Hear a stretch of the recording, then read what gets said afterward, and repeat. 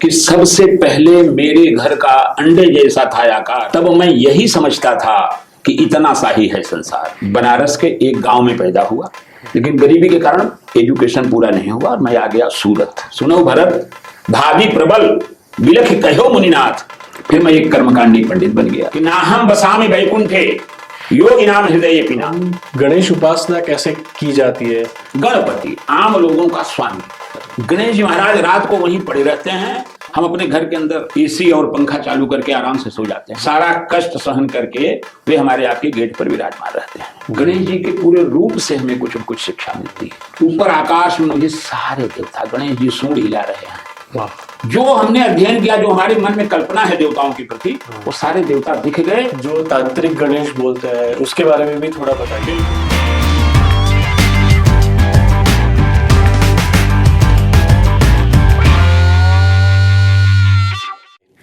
Hello and नमस्ते, welcome to अवतार talks. अवतार टॉक्स के इस पहले एपिसोड में, पहले पॉडकास्ट में आप सभी का बहुत बहुत स्वागत है। आज का हमारा ये पहला पॉडकास्ट हमने डेडिकेट किया है हमारे प्रिय लॉर्ड गणेशा को, प्रथम पूजनीय भगवान श्री गणेश, जिन्हें हम याद करते हैं हमारे कोई भी काम को शुरू करने से पहले, ताकि हमारे सारे कार्य बहुत अच्छे से बिना किसी विघ्न के पार हो जाए। आज के हमारे पॉडकास्ट के गेस्ट भी बहुत ही विशेष हैं। उनका नाम है आचार्य शशिधर दुबे जी। आचार्य शशिधर दुबे जी को आप आध्यात्म से रिलेटेड कोई भी क्वेश्चन पूछे, वो इतने अच्छे से और इतनी सारी कहानियों के साथ समझाते हैं ताकि वो आपको अंदर तक उतर जाती है। तो ज्यादा समय न लेते हुए मैं आचार्य शशिधर दुबे जी का स्वागत करता हूँ। सो आचार्य जी, आपका बहुत बहुत स्वागत है।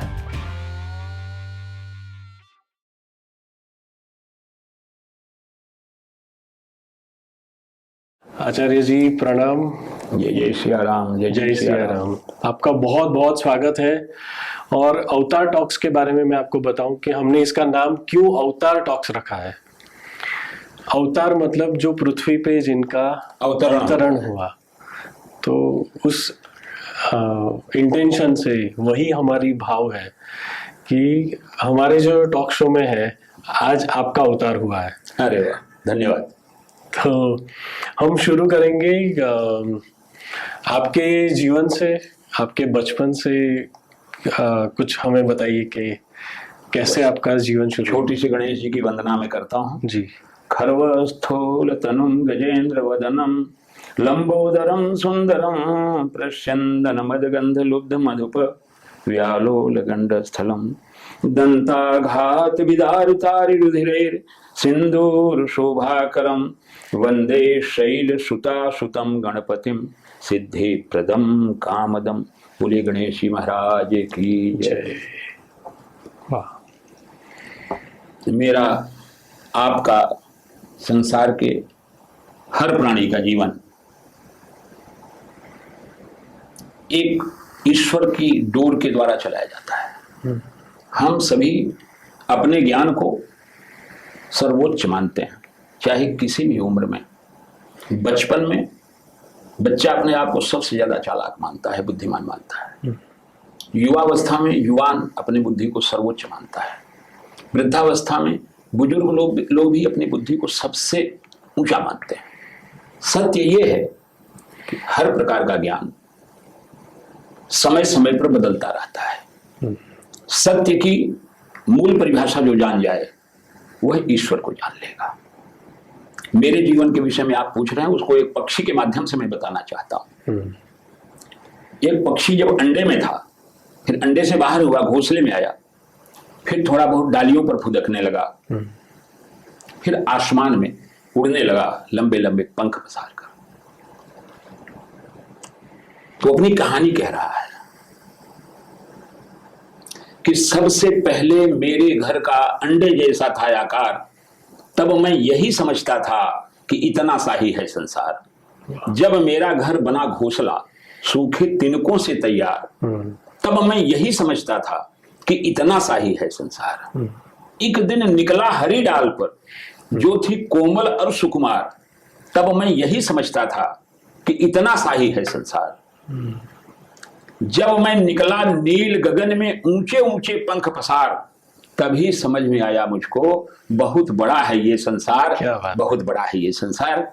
तो भरत भाई, मैं बनारस के एक गांव में पैदा हुआ, ऐसा स्थल जहां से बनारस, इलाहाबाद और विंध्याचल मंदिर तीनों सेम दूरी पर 70-80 किलोमीटर की दूरी पर है। ऐसे संगम में मेरा जन्म हुआ। गरीब परिवार में हुआ, ब्राह्मण परिवार में हुआ।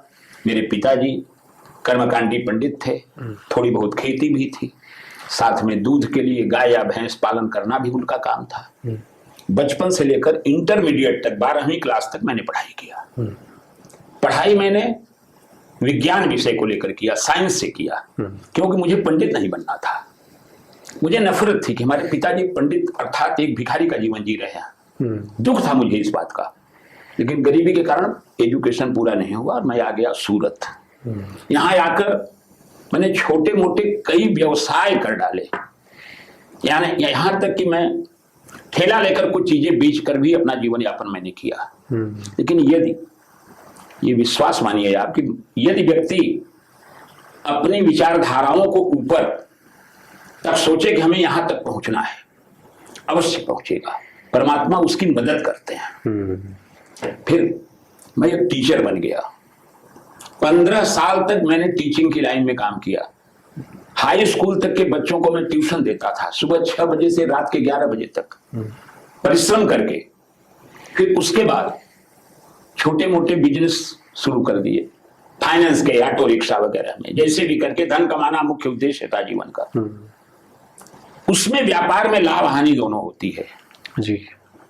भरत जी जब वशिष्ठ जी के सामने रोने लगे तो भरत जी ने कहा, सुनो भरत, भावी प्रबल बिलख कहो मुनिनाथ, हानि लाभ जीवन मरण यश अपयश विधि हाथ। ये 6 चीजें परमात्मा के हाथ में। व्यापार करिए आप, करना है आपका काम, उसमें लाभ होगा या हानि होगी परमात्मा के हाथ में। जीवन मरण, जीवन और मरण ये दोनों किनारा हमारे आपके हाथ में नहीं है। कब हमारा जन्म होगा, कहां होगा, कैसे होगा, कब हमारी मृत्यु होगी, कहां होगी, कैसे होगी। और यश अपयश, कोई आपका पड़ोसी बीमार हुआ है, आपने उसकी बीमारी के लिए, बुखार के लिए कोई टेबलेट दे दिया, टेबलेट देते ही सवेरे पता चला वो मर गया, आपको कलंक मिल गया, आपने बुरा नहीं किया था। ये परमात्मा के हाथ में, कहां यश मिलेगा, कहां अपयश मिलेगा। टीचिंग करते करते, फिर बाद में व्यापार में कुछ नुकसान करते करते, तब भगवान के प्रति मेरी श्रद्धा जागी। उसके पहले असली सोने की भक्ति नहीं थी मेरी, सोने का पानी चढ़ाया था। झूठ मूठ के मंदिर में जाकर हाथ जोड़ लेना, माला फूल चढ़ा देना, नारियल चढ़ाना, सच्ची भक्ति नहीं। थक गया संसार के क्रियाकलापों से। फिर मैंने भगवान के शरण में अपने जीवन को समर्पित करने का प्रयास किया। फिर मैं एक कर्मकांडी पंडित बन गया, ज्योतिष का अध्ययन किया, ज्योतिषी बन गया। मेरे पिताजी, मेरे बड़े भाई सब इसी कर्मकांड से जुड़े हुए थे, लेकिन मैंने उस विषय में पहले रुचि नहीं लिया। मुझे कुछ और आगे बढ़ना था कि हम पंडिताई की लाइन में नहीं रहेंगे, ये भिक्षा मांगने वाली लाइन है, गरीबी की लाइन है। कुछ एक पुरुषार्थ जाग गया था, लेकिन परमात्मा जो चाहते हैं वही होता है। अंत में मैं एक पंडित के रूप में विख्यात हुआ और सूरत शहर के अनेक गणमान्य व्यक्ति, गणमान्य यानी विशेष व्यक्ति, उनका सहयोग मिला, बहुत कुछ हुआ। और आज 4 वर्ष पहले से मैं नवसारी के पास एक गौशाला में गौ माता की सेवा करता हूं, क्योंकि मैंने पुराणों के इस वाक्य पर विश्वास किया कि नाहम बसामि वैकुंठे योगी नाम हृदय पिना मद भक्ता यत्र गायंती तत्र तिष्ठामि नारद। भगवान का निवास कहाँ है? गवाम मध्य बसाम्य हम, मैं गायों के बीच में रहता हूँ और गाय के शरीर पर सारे देवी देवता निवास करते हैं। तो आचार्य जी, जैसा कि आज का हमारा विषय है गणेश जी की उपासना, तो हम गणेश उपासना कैसे की जाती है, थोड़ी गणेश जी की स्टोरी बताइए कि किस तरह से गणेश जी हमारे बीच आए और उनका क्यों महत्व बढ़ा। तो वहां से शुरू करें ताकि जो हमारे नए ऑडियंस है, जो यंग ऑडियंस है, उनको एक बार फिर से रिवाइज हो जाए। जी, गणेश शब्द का पहले शाब्दिक अर्थ समझ लें। हमारे वेदों में, शास्त्रों में, पुराणों में जितने भी शब्द हैं, जितने नाम हैं, एक भी निरर्थक नहीं है, सब सार्थक हैं। जितने भी पात्र हैं रामायण या महाभारत के, उन सब के नाम सार्थक हैं। जैसे युधिष्ठिर, युद्ध में स्थिर रहने वालों को युधिष्ठिर कहते हैं। भरत, विश्व भरण पोषण कर जोई, ताकर नाम भरत असोई। जो विश्व का भरण पोषण करे वो भरत। गणेश, गण शब्द का अर्थ है सामान्य आदमी, आम लोग, आम जनता।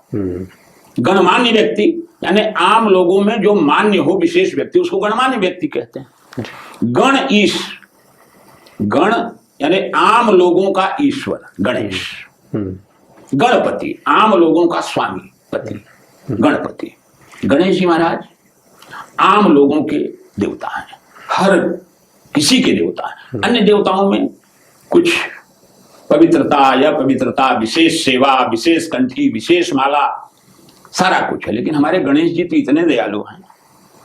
हम अपने घर पर, भरत भाई अफसोस के साथ कहना पड़ रहा है, हमारे आपके घर पर, प्रतिष्ठान पर, कहीं भी बाहर हम गणेश जी की मूर्ति लगाते हैं। गणेश जी महाराज रात को वहीं पड़े रहते हैं। हम अपने घर के अंदर एसी और पंखा चालू करके आराम से सो जाते हैं। गणेश जी को बाहर मच्छर काटते हैं, उन्हें गर्मी लगती है, लेकिन वे बड़े दयालु हैं। उनको आप चाहे जिस रूप में रखिए, वो आपके पारिवारिक देवता हैं। सारा कष्ट सहन करके वे हमारे आपके गेट पर विराजमान रहते हैं। उनको हम कहते हैं विघ्नेश्वर। यह भी उनका नाम है, विघ्नेश्वराय वरदाय सुरप्रियाय, विघ्नों को दूर करने वाले। जैसे भूतनाथ भगवान भोलेनाथ हैं। भूतनाथ का अर्थ सब समझते हैं कि भगवान शिव के साथ भूत प्रेत की टोली रहती है, इसीलिए वो भूतनाथ है।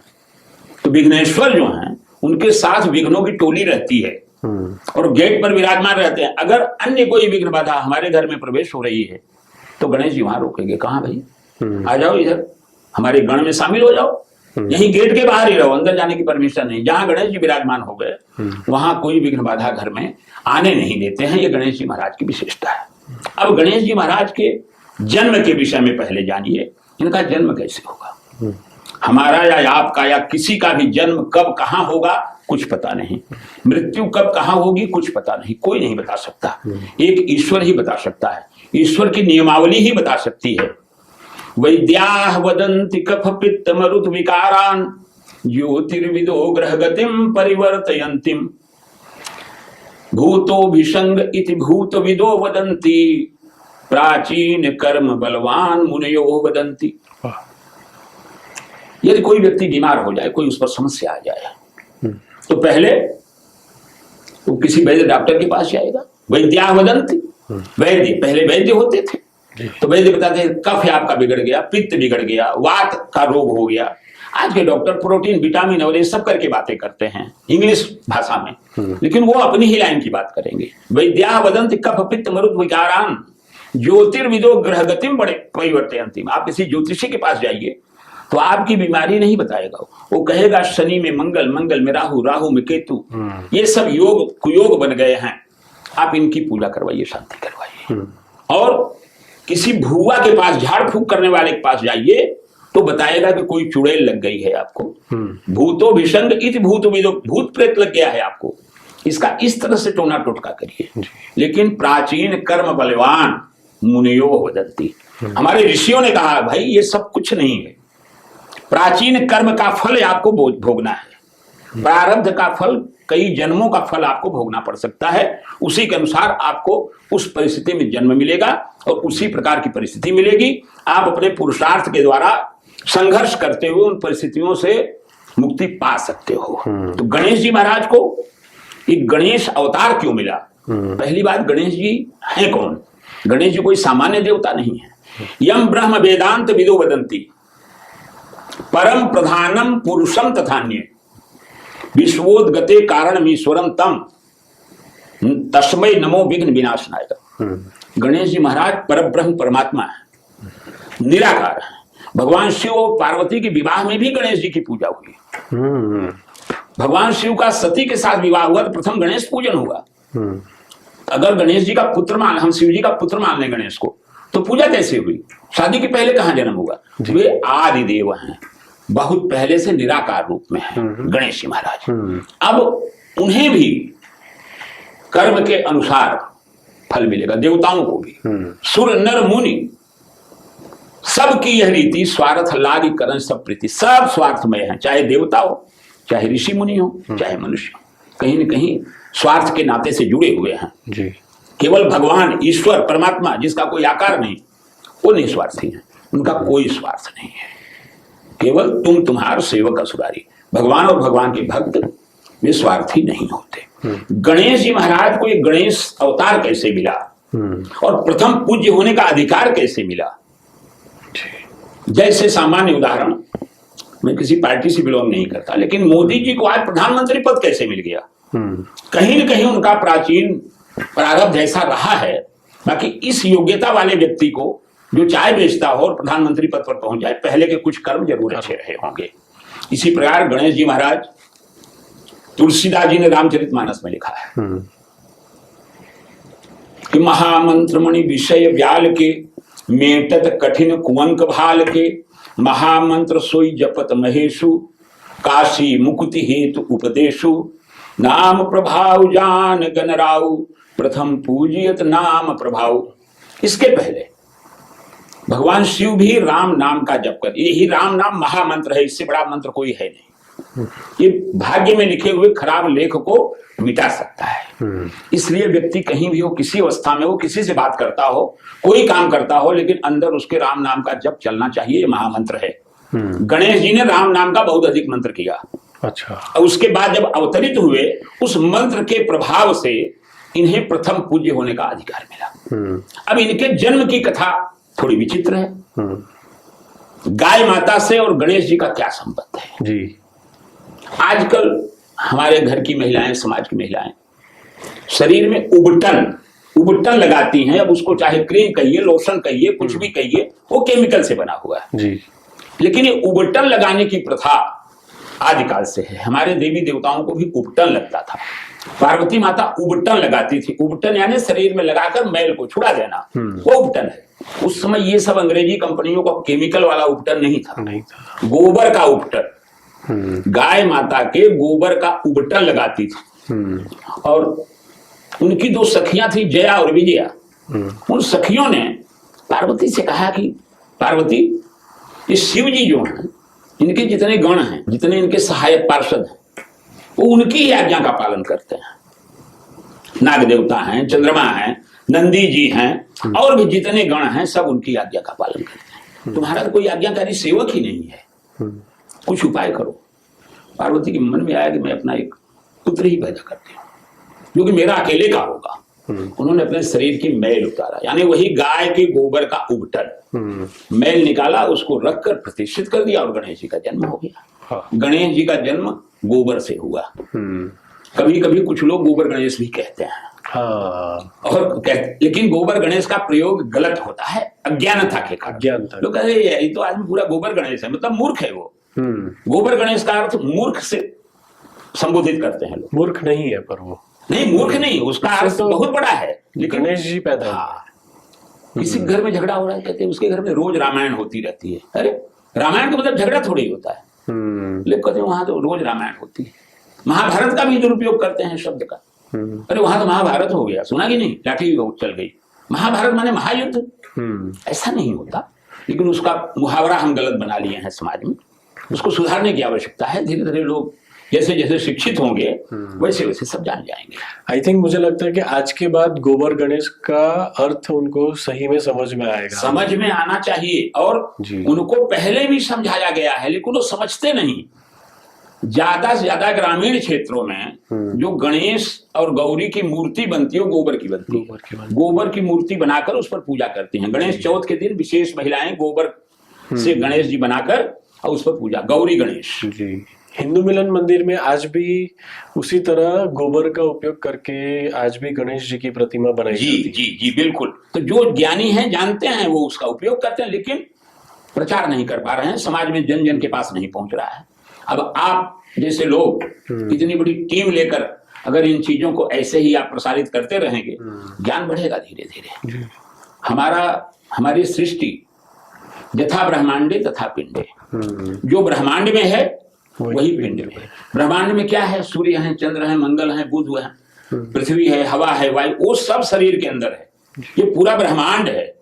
उस ब्रह्मांड में परमात्मा है और इस ब्रह्मांड में आत्मा है।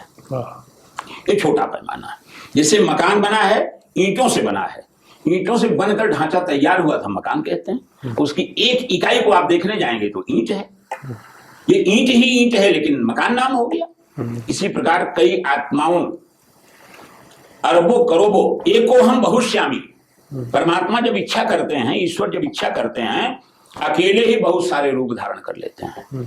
जैसे त्रेता युग में राम, लक्ष्मण, भरत, शत्रुघ्न 4 रूप में आए भगवान। कृष्णावतार में कृष्ण और बलराम रूप में आए। वो जब चाहे तो लाखों रूप धारण कर लें अकेले ही। भागवत की कथा के अंदर एक बार अनेक बछड़ों का रूप धारण कर लिया भगवान ने, और ब्रह्मा जी उनकी परीक्षा ले रहे थे। ब्रह्मा जी नतमस्तक हो गए। कथा लंबी हो जाएगी। अब गणेश जी महाराज, पहले गोबर की महिमा समझिए आप। गाय माता के शरीर पर 33 कोटि देवता। कुछ अन्य धर्म के लोग हमारे धर्म का मजाक उड़ाते हैं कि 33 करोड़ देवता। कोटि का अर्थ करोड़ नहीं होता। कोट यानी प्रकार, निम्न कोटि, उच्च कोटि, कोटि यानी प्रकार, कैटेगरी। 33 कैटेगरी के देवता हैं। अच्छा। और हर देवता को अधिकार है को अपने अंडर में, टीम में कई लोगों को शामिल कर सकता है। इस सृष्टि के संचालन में वो 33 कोटि देवता, 33 प्रकार के जो देवता हैं, उन देवताओं के किसी न किसी एक देवता के ग्रुप में हम और आप भी आते हैं। सृष्टि के संचालन में हमारा आपका भी सहयोग है। वाह। तो गौ माता के शरीर पर सारे देवता आकर निवास किए। द्वापर के अंत में, कलयुग से पहले ब्रह्मा जी ने कह दिया कि जाओ गौ माता के शरीर पर जाओ आप लोग, क्योंकि कलयुग में कोई बड़ा यज्ञ नहीं करेगा कि 1000 किलो घी आहुति देकर देवताओं को भोजन प्रदान करेगा। और देवता वही आहुति का ही भोजन प्राप्त करते हैं। त्रयंबकम यजामहे सुगंधिम पुष्टि, वो सुगंध से ही उनका पोषण होता है। हम आप भोग लगाते हैं भगवान के सामने और कहते हैं कि भगवान का भोग, तो भगवान कोई खाते नहीं, सारा का सारा लड्डू ऐसे ही रहता है। वो उसकी सुगंध लेकर संतुष्ट हो जाते हैं और हमको आपको आशीर्वाद प्रदान कर देते हैं। हमको आपको सुख का वचन दे देते हैं भगवान। तो सारे देवता तो चले गए, लेकिन दया धर्म का मूल है, पाप मूल अभिमान। तुलसी दया न छोड़िए जब लग घट में प्राण। दया ही प्रथम धर्म है और अभिमान महाअधर्म है। 2 देवियों को अभिमान हो गया अपनी सुंदरता पर। किसको? पवित्रता पर, गंगा जी को और लक्ष्मी जी को। अच्छा। इन दोनों ने कहा गाय के शरीर पर हम नहीं जाएंगे। गाय एक गंदा जानवर है, लेकिन गाय को जानवर नहीं कहना चाहिए। गाय माता है। गंगा को नदी नहीं कहना चाहिए, गंगा माँ है। तुलसी कोई वृक्ष नहीं है, तुलसी माँ है। ब्राह्मण कोई मनुष्य नहीं है, ब्राह्मण भूदेव है, पृथ्वी का देवता है ब्राह्मण। राइट। तो इस तरह की जो समझदारी है बिना सत्संग के नहीं आती है। तो गौ माता के शरीर पर जाने से मना किया और बाकी देवता आ गए। धरती पर यज्ञ होने लगा। बाद में कलयुग के प्रभाव से यज्ञ खत्म। लेकिन गाय को तो लोग दूध के लोभ में ही पहले ही बताया, सुर नर मुनि सबकी यह रीति, स्वार्थ लागी करें सब प्रीति। सबका स्वार्थ है। गाय से दूध का स्वार्थ सिद्ध होता है, इसलिए गाय को चारा जरूर खिलाएंगे लोग। और गाय अगर चारा खाएगी सारे देवताओं का पोषण होगा। सारे देवता पोषित होने लगे और गंगा और लक्ष्मी जी भूखी मरने लगी। भूख प्यास ही नहीं उनकी बुझती थी। ब्रह्मा जी के पास गई, महाराज भूख प्यास लगती क्या? बोले मैं बोला था गौ माता के शरीर में जाओ, देखो सारे देवता कितने हृष्ट पुष्ट हैं। बोले महाराज अब भेज दो। बोले अब पता नहीं वहां वैकेंसी है कि नहीं, जगह सीट फुल हो गई होगी, जाओ गौ माता से प्रार्थना करो।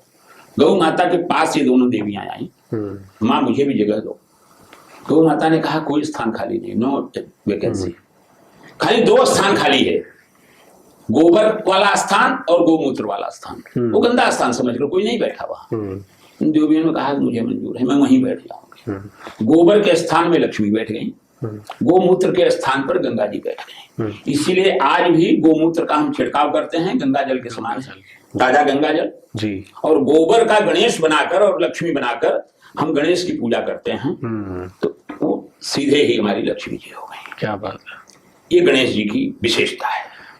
और बताइए कुछ प्रश्न है तो। और जैसे अभी आपने 33 कोटि के बारे में बताया जी, तो मुझे एक चीज याद आई कि न्यूमरोलॉजी में ऐसा कहा जाता है कि जब 33 नंबर आपको बार बार दिखे, मतलब कि आपके साथ यूनिवर्स है और यूनिवर्स आपके कामों को बढ़ावा दे रहा है। तो अभी मुझे उसका थोड़ा सा ऐसा कनेक्शन समझ में आ रहा है कि जी, बिल्कुल सत्य है। 33 नंबर और 33 कोटि देवता। जी, क्या बात है। अब उस 33 में ज्यादा डिटेल में जाएंगे तो उतना समय आपके पास नहीं है, फिर कभी चर्चा कर लेंगे। लेकिन 33 में से 5 तत्व हैं, 5 देवता हैं मुख्य। हमारे ब्रह्मांड का संचालन करने के लिए 5 देवता हैं और फिर एक 3 देवता हैं। तो अब ये कहिए 5 3 8 कह दीजिए, ऐसा नहीं है। हमारे आपके यहाँ विधानसभा और राज्यसभा, फिर संसद सभा, तीनों के अलग अलग मेंबर हैं, तीनों के अलग कार्य हैं। लेकिन एक सभा खत्म हो जाए, विधानसभा खत्म हो जाए, देश चलना बंद हो जाएगा। राज्यसभा बंद हो जाएगा, न्याय तंत्र बंद हो जाए, देश नहीं चल पाएगा। अलग अलग ग्रुप में ये 33 कोटि देवता आते हैं। तो आज गणेश जी का विषय है, हम 5 देवताओं की बात करेंगे, पंचदेव और पंच तत्व। ये हमारा जो शरीर है 5 तत्वों से बना है। शीत जल पावक गगन समीरा, पंच तत्व यह रचित शरीरा। पृथ्वी, जल, वायु, आकाश और अग्नि, 5 तत्वों से शरीर बना है। हमारा आपका ही नहीं, सभी जीव जंतुओं का, सबका। भूत प्रेत और देवता, इनका भी इन्हीं 5 तत्वों से शरीर बना है। अब यह है कि तत्व के रेशियो में अंतर है। मनुष्य के शरीर में पृथ्वी यानी जो हड्डी और मांस है, ठोस पदार्थ है, पृथ्वी का अंश 80% से ज्यादा है। राइट। फिर उसके बाद जल का अंश, हमारे शरीर में ब्लड या ये जो लिक्विड है 2-3 लीटर 4 लीटर, बहुत कम परसेंटेज, कम हो गया। श्वास हम लेते हैं वायु, ये भी बहुत कम, फेफड़े से लेकर नाक तक उसका आवागमन है 100 ग्राम मान लो, 50 ग्राम मान लो। इतना तो रिसर्च मैं नहीं कर पाया, लेकिन मान लिया मैंने उसको, ऋषियों की बात को मैंने ऐसे ही अनसमझो अनसोचनो अवश्य समझिए आप, तो ज्ञान हो गया कि ठीक है, सत्य है ये। इसी प्रकार आकाश, आकाश यानी ब्लैंक, जहां हवा भी ना हो। तो आकाश कहीं देखे हैं आप? हम बताते हैं। 2 बर्तनों को या 2 ग्लास को एक दूसरे पर धो के रख दीजिए, तो दबाव से प्लेन है बिल्कुल, सारा पानी निकल जाएगा। पानी सारा निकल जाने के बाद उन दोनों के बीच क्या बचा? ब्लैंक। फिर आप उसको अलग करेंगे तो अलग नहीं होगा, वो ग्लास अलग नहीं होगा। अच्छा। 2 ऐसे बर्तन लीजिए, उसमें यहाँ हैंडल लगाइए, यहाँ हैंडल लगाइए, वैज्ञानिक ने प्रयोग किया है। दोनों को ऐसे कर दीजिए, फिर इंजेक्शन के द्वारा उसके अंदर की एयर जो है आप निकाल कर फिर उसको पैक कर दीजिए। एयरलेस हो गया वो। अब 2 घोड़ा बांधिए इधर और उधर, वो दोनों को अलग नहीं खुलेगा, नहीं खुलेगा वो ब्लैंक है, वो उसको आकाश कहते हैं। हमारे इस शरीर में जल भी है, पृथ्वी भी है, वायु भी है, अग्नि कहाँ है शरीर में? अग्नि, हमारा शरीर उसी से टेम्परेचर 98 हमेशा बना रहता है। वो अग्नि कहाँ से आई? शरीर में है अग्नि तत्व। और वो ब्लैंक कहाँ है? ब्लैंक जानने के लिए हमें अपने प्राणों को जानना पड़े। प्राण कहाँ है हमारा? थर्मामीटर जो बुखार नापने का होता है, उसमें एक सफेद परपोटा होता है, वो ऐसे करते हैं इधर उधर, तो परपोटा इधर उधर जाता है, मतलब वो परपोटा जो है ब्लैंक है, उसमें पारा भरा हुआ है, लेकिन वो परपोटा इधर। उसी प्रकार का वो परपोटा हमारे शरीर की जो हार्ट से लेकर ब्लड सर्कुलेशन होता है, अगर वो एक ब्लैंक न रहे तो सर्कुलेशन होगा ही नहीं। विज्ञान का नियम है, थोड़ा ब्लैंक रहेगा तो चलेगा। बेरिंग होती है, उसमें थोड़ी डग नहीं होगी तो बेरिंग काम नहीं करेगी। कोल्ड ड्रिंक पीने की जो पाइप होती है, स्ट्रॉ, उसको आप भर लीजिए और ऊपर से उसको बंद कर दीजिए एयर टाइट, और देखिए तो गिरेगा नहीं। हाथ हटाते ही एयर प्रेशर से वो गिर जाएगा। गति के लिए वो ब्लैंक जरूरी है। वो आकाश, शून्यावकाश भी हमारे शरीर में है। ये 5 तत्व 5 देवताओं से जुड़ा हुआ है। 5 मुख्य देवता कौन है? 5 के अलावा कोई देवता नहीं, उन्हीं की ब्रांच है। पहले हैं गणपति, दूसरे हैं अंबिका, तीसरे हैं भगवान शिव, चौथे हैं भगवान विष्णु, 5वें हैं भगवान सूर्य, तो अब आज हम गणेश जी पर बात करेंगे। 5 तत्व हमने बताया, हर देवता एक एक तत्व से जुड़ा हुआ है। जैसे शिव जी का तत्व है अग्नि, गणेश जी का तत्व है जल, जल तत्व के स्वामी हैं हमारे गणेश जी। अच्छा। हाँ, गणेश जी को हरी दूब चढ़ती है, दूब घास, दुर्वा दरोई कहते हैं गुजराती में, वो गणेश जी को चढ़ाई जाती है। वो भी त्रिशूल आकार में, ऐसे ही चढ़ा देते हैं तो वो थोड़ा अपूर्ण माना जाएगा। 3 त्रिशूल की तरह ऐसा होना चाहिए वो दुर्वा। अच्छा। और वो गणेश जी को चढ़ाना चाहिए। मतलब उसको 3 ऐसे 3 हाँ ले लिए और उसका अगल बगल का शाखा निकाल कर ऊपर 3 रह जाए तो उसको चढ़ा दीजिए, त्रिशूल जैसा बनाकर। ये बहुत अच्छा इंफॉर्मेशन है। गणेश जी महाराज की सेवा इस तरह। गणेश जी को सबसे ज्यादा प्रिय मोदक है, मोदक। गणेश जी के विषय में कथा सब जानते हैं कि भाई जन्म हुआ, फिर शिव जी आए, प्रवेश नहीं करने दिया, उनका गला काट दिया गया। फिर बाद में पार्वती द्वारा पता चला कि तो मेरा ही पुत्र है, फिर हाथी का गर्दन लाकर जोड़ दिया गया। तो पार्वती माता उनको हमेशा अमृत का मोदक बना कर देती थी। अच्छा।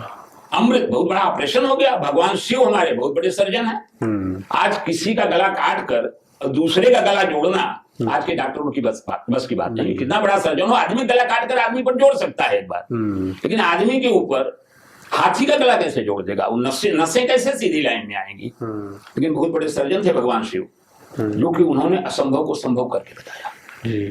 तो गणेश जी महाराज को मोदक बहुत प्रिय है, गणेश जी महाराज को लाल रंग बहुत प्रिय है। ये सारे भगवान की जो सेवा हम गणेश की करते हैं, ध्यान रखिए उस सेवा से उस मूर्ति के साथ जब तक हम अपना संबंध नहीं बनाएंगे तब तक उस पूजा का कोई लाभ नहीं। हमने पहले ही बताया, यथा ब्रह्मांडे तथा पिंडे, वो देवता हमारे इस पिंड में भी है और वहां चढ़ाते समय हमारी आत्मा में संतुष्टि होनी चाहिए। यहाँ हम चढ़ा रहे हैं, वो पूजा का फल यहाँ प्राप्त होगा। उस पूजा करने से कोई चमत्कार नहीं होगा, बल्कि हमारे शरीर में एक ऐसी एनर्जी उत्पन्न हो जाएगी कि आज तो हम गणेश जी का अभिषेक करके आए हैं। गणपति अथर्व शीर्ष के मंत्र के द्वारा हम किए हैं। हमने गणपति संकट नाशन स्तोत्र से आज भगवान की पूजा की है, तो हमारा पावर बढ़ जाए, मनोबल। मन के हारे हार है, मन के जीते जीत। ये मन जो है, मन एवं मनुष्याणाम कारणम बंध मोक्षयो, मन ही मनुष्य के बंधन का कारण है, मन ही मनुष्य के मोक्ष का कारण है। भगवान की किसी भी रूप में, किसी भी धर्म में हम पूजा करते हैं तो वह पूजा आत्मसात करने के लिए होती है। हमें अंदर फीलिंग होनी चाहिए, और नकली पूजा किसी काम की नहीं होती। भगवान भी जानते हैं कि ये भरत असली सोना है या सोने का पानी चढ़ाया हुआ है। कहने को हम आप पहचान लेते हैं कि असली सोना है, सोने का पानी। तो भक्त और भक्ति का रंग चढ़ाना, केवल रंग चढ़ाना पूर्ण नहीं है, लेकिन व्यर्थ नहीं है। ध्यान रखिएगा, कुछ तो प्रभाव होगा, भले नकली पानी ही सही। हम चाहते हैं हमारे भक्त आकर जय गणेश जय गणेश जय गणेश करें, भले उनको ज्ञान नहीं है। अगर इस तरह करेंगे तो भी उनके अंदर भक्ति भाव धीरे धीरे प्रवेश करेगा। हमारे बचपन में गांव में, खेतों में कुछ जंगली जानवर आकर नुकसान करते थे, उनको भगाने के लिए रात भर खेत के पास तो कोई खड़ा नहीं रहेगा। और आज भी ऐसा होता होगा गांव में। यहाँ भी एक लकड़ी ऐसे लगाते हैं, उसकी लकड़ी बांधते हैं, उसको कुर्ता या कमीज पहनाते हैं, ऊपर एक हंडी रख देते हैं टोपी जैसा। धोखा क्या कहते हैं आप लोग? धोखा। वो धोखा खड़ा किया जाता है। तो जानवर देखेगा और हवा से वो कुर्ता हिल रहा है तो समझेगा कोई आदमी खड़ा है। तो नकली धोखा भी हमारी फसल की रक्षा करता है। आज हमारे समाज में, समाज के लोग कहते हैं कि गुरुजी आजकल नकली संत बहुत हो गए, नकली महात्मा बहुत हो गए। अरे भाई, नकली हो गए वो उनके लिए ठीक नहीं है, लेकिन हमारे आपके लिए तो ठीक है। कम से कम उस वेश से किसी के अंदर कुछ तो भक्ति भाव आई रहा है, वो नकली ही सही। उनको देखने मात्र से भी कुछ न कुछ पॉजिटिव नजर आ रहा है, क्योंकि उन्होंने जो रंग धारण किया है, जो रूप धारण किया है, जो टीका किया है, ये सब क्या है? जैसे हम लोग टीका लगाते हैं, टीका में कोई ऊर्ध्व पुंड, कोई इस तरह का पुंड, कोई अलग अलग तरह के, वो संप्रदायों के अनुसार सब निश्चित किया हुआ है। और ये सारे चिन्ह भगवान राम और कृष्ण के चरणों में हैं। जैसे हस्त रेखा होती है वैसे ही चरण में रेखा है। ये तिलक भगवान राम के पैर में है। यदि आपने मेरा दर्शन किया तो मेरे मस्तक पर लगा हुआ तिलक यानी भगवान राम जी के चरणों का दर्शन आपको। क्या बात है। ये लॉजिक है हमारे महात्माओं का। हमारे ऋषि मुनि बहुत बड़े वैज्ञानिक थे। हमारे पुराणों में लिखा है कि पाप जब धरती पर बढ़ेगा तो प्रलय होगा। प्रलय के पहले का सीन क्या होगा? 12 सूर्य उदित होंगे आकाश में, 12 सूर्य। अब ये कथा यदि हम आपको बताएं या किसी को कहें भाई 12 सूर्य उदित होगा, कोई मानेगा नहीं। 12 सूर्य महाराज जी कैसे हो सकते हैं? अब तो ठीक है लिख दिया है तो मान लेता हूं, लेकिन हृदय नहीं मान रहा है, मन नहीं मान रहा है। 12 सूर्य हम आपको वैज्ञानिक तरीके से अभी सिद्ध करते हैं 12 सूर्य कैसे उदित होंगे। अब हमारे ऋषियों के लिए समस्या ये थी कि ऋषि लोग अकेले ही विद्वान थे जंगलों में। आम प्रजा जो है वो भाषा से भी परिचित नहीं थी, उनका ज्ञान इतना नहीं था, केवल रोटी कपड़ा और मकान में ही उनका जीवन था। तो वो इतनी गहरी बातें, विज्ञान की बातें समझ नहीं सकते थे। इसलिए हमारे ऋषियों ने कह दिया उगते हुए सूर्य को जल चढ़ाइए, नियम है। तुलसी का पौधा घर पर लगाइए, नियम है। जागते ही माता पिता का पैर छुइए, नियम है। क्यों? क्या लाभ होता है? वैज्ञानिक लाभ क्या है? नहीं बता पाए हो। अब आज जैसे जैसे शिक्षा का विकास हो रहा है, लोग शिक्षित हो रहे हैं, उन चीजों को ढूंढ रहे हैं, बता रहे हैं। 12 सूर्य हम बताते हैं आपको कैसे होगा। 12 सूर्य उदित होंगे ऐसा हमारे पुराणों ने कह दिया, हमारे मंत्र दृष्टा ऋषियों ने कह दिया। जंगल में रहकर वो पूरे अंतरिक्ष का ज्ञान प्राप्त, एक ग्रह से दूसरे ग्रह की दूरी और कौन सा ग्रह कैसी गति कर रहा है, सारा ज्ञान उनको था। ऋषियों ने कह दिया 12 सूर्य उदित होंगे। ये एक विषय बहुत कठिन था। 12 सूर्य कैसे होंगे? हर ब्रह्मांड में एक ही सूर्य होता है, हर ब्रह्मांड। पहले ब्रह्मांड समझिए आप। जैसे एक वृक्ष है, उस वृक्ष में बहुत सारे फल लगे हैं। आम का वृक्ष ले लो, बोर का ले लो, कोई भी वृक्ष ले लो, बहुत सारे फल हैं। उसी प्रकार एक संसार वृक्ष है, उस वृक्ष में अनेक फल लगे हैं। उसी एक फल को एक ब्रह्मांड कहते हैं। करोड़ों फल लगे यानी करोड़ों ब्रह्मांड। एक ब्रह्मांड के अंदर हम आप आज बैठे, हर ब्रह्मांड में एक ब्रह्मा, एक विष्णु, एक महेश, एक सूर्य, एक गणेश, सारे एक एक एक एक नियुक्त किए गए हैं किसी के द्वारा। वो है परमात्मा निराकार। एक ब्रह्मांड में, फिर दूसरे ब्रह्मांड में। हर ब्रह्मांड के उत्पन्न होने की और ब्रह्मांड के विनष्ट होने की, संहार होने की जो समय मर्यादा है वो अलग अलग है। आज इसी समय हमारे आपके ब्रह्मांड में ये सतयुग, त्रेता, द्वापर, कलयुग इत्यादि सब चल रहे हैं। कुछ ब्रह्मांड अभी अभी पैदा हो रहे हैं, अभी उनकी शुरुआत हो रही है। कुछ ब्रह्मांड सारा कुछ पार करके नष्ट हो चुके हैं, विनाश हो गया है वहां पर। करोड़ों ब्रह्मांड, हर ब्रह्मांड में एक एक सब, ब्रह्मा विष्णु महेश सब। परमात्मा के यहाँ जो प्रश्न ब्रह्मा विष्णु महेश जो त्रिदेव हैं, God, GOD God, G for generator, O for operator, D for destroyer, Brahma Vishnu Mahesh, ये तीनों संसार को चलाते हैं परमात्मा की आज्ञा से। परमात्मा ने कहा है कि कोई ऐसा क्वेश्चन आ जाए, कोई समस्या आ जाए आपकी जो आप न हल कर सकें, तो परम धाम में आ जाइएगा। यहाँ परम धाम में परमात्मा का निवास है, निराकार, वहां आइएगा। परम धाम में परमात्मा की क्या व्यवस्था है? वहां पर बड़े बड़े हॉल बने हुए हैं, ब्रह्मा खंड। उसमें केवल हर ब्रह्मांड के ब्रह्मा जाके बैठ सकते हैं। करोड़ों ब्रह्मा एक साथ बैठे रहते हैं वेटिंग में। विष्णु खंड, शिव खंड, गणेश खंड, हजारों करोड़ों लाखों में बैठे वेटिंग में। जब नंबर लगेगा परमात्मा बुलाएगा, उनकी समस्या हल करेगा और अपने ब्रह्मांड में चले जाएंगे, अलग अलग ब्रह्मांड में। तो हमारे शास्त्र कहते हैं पाप मत करो। आज हमारे विश्व की सरकारें कहती हैं प्रदूषण मत करो। प्रदूषण भी बहुत बड़ा पाप है। वाटर पोल्यूशन, एयर पोल्यूशन, बहुत सारे पोल्यूशन है। लेकिन मेंटल पोल्यूशन, दिमाग का पोल्यूशन, जो कि दिमाग में गंदगी भरी है, उसको विकार कहते हैं। उस पोल्यूशन का उपाय सरकार नहीं कर सकती।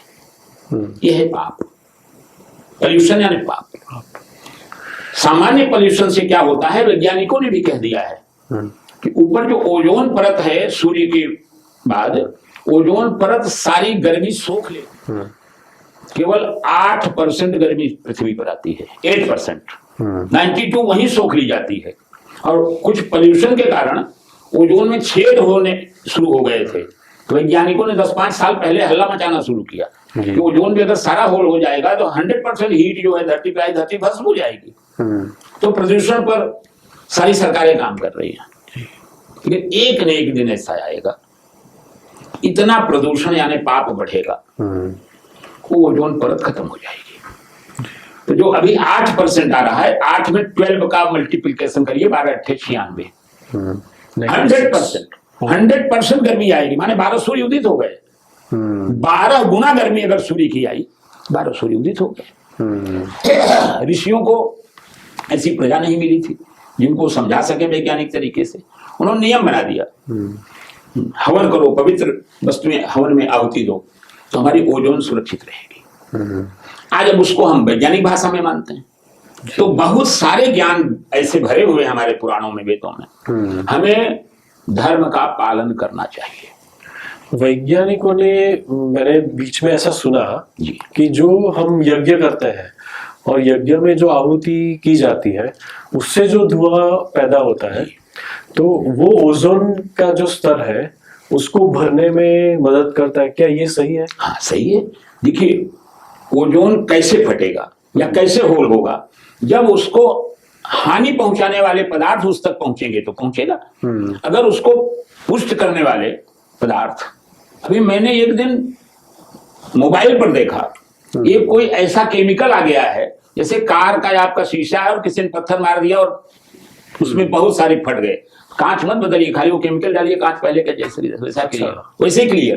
तो भाई खोज है, उन्होंने इस कांच को दूर करने के लिए खोज किया। हमारे ऋषियों ने खोजा है कि ये जो घी, पवित्र गाय का घी और पवित्र वस्तुएं, गूगल है, तिल है, जौ है, ये हविष्यान्न कहलाते हैं।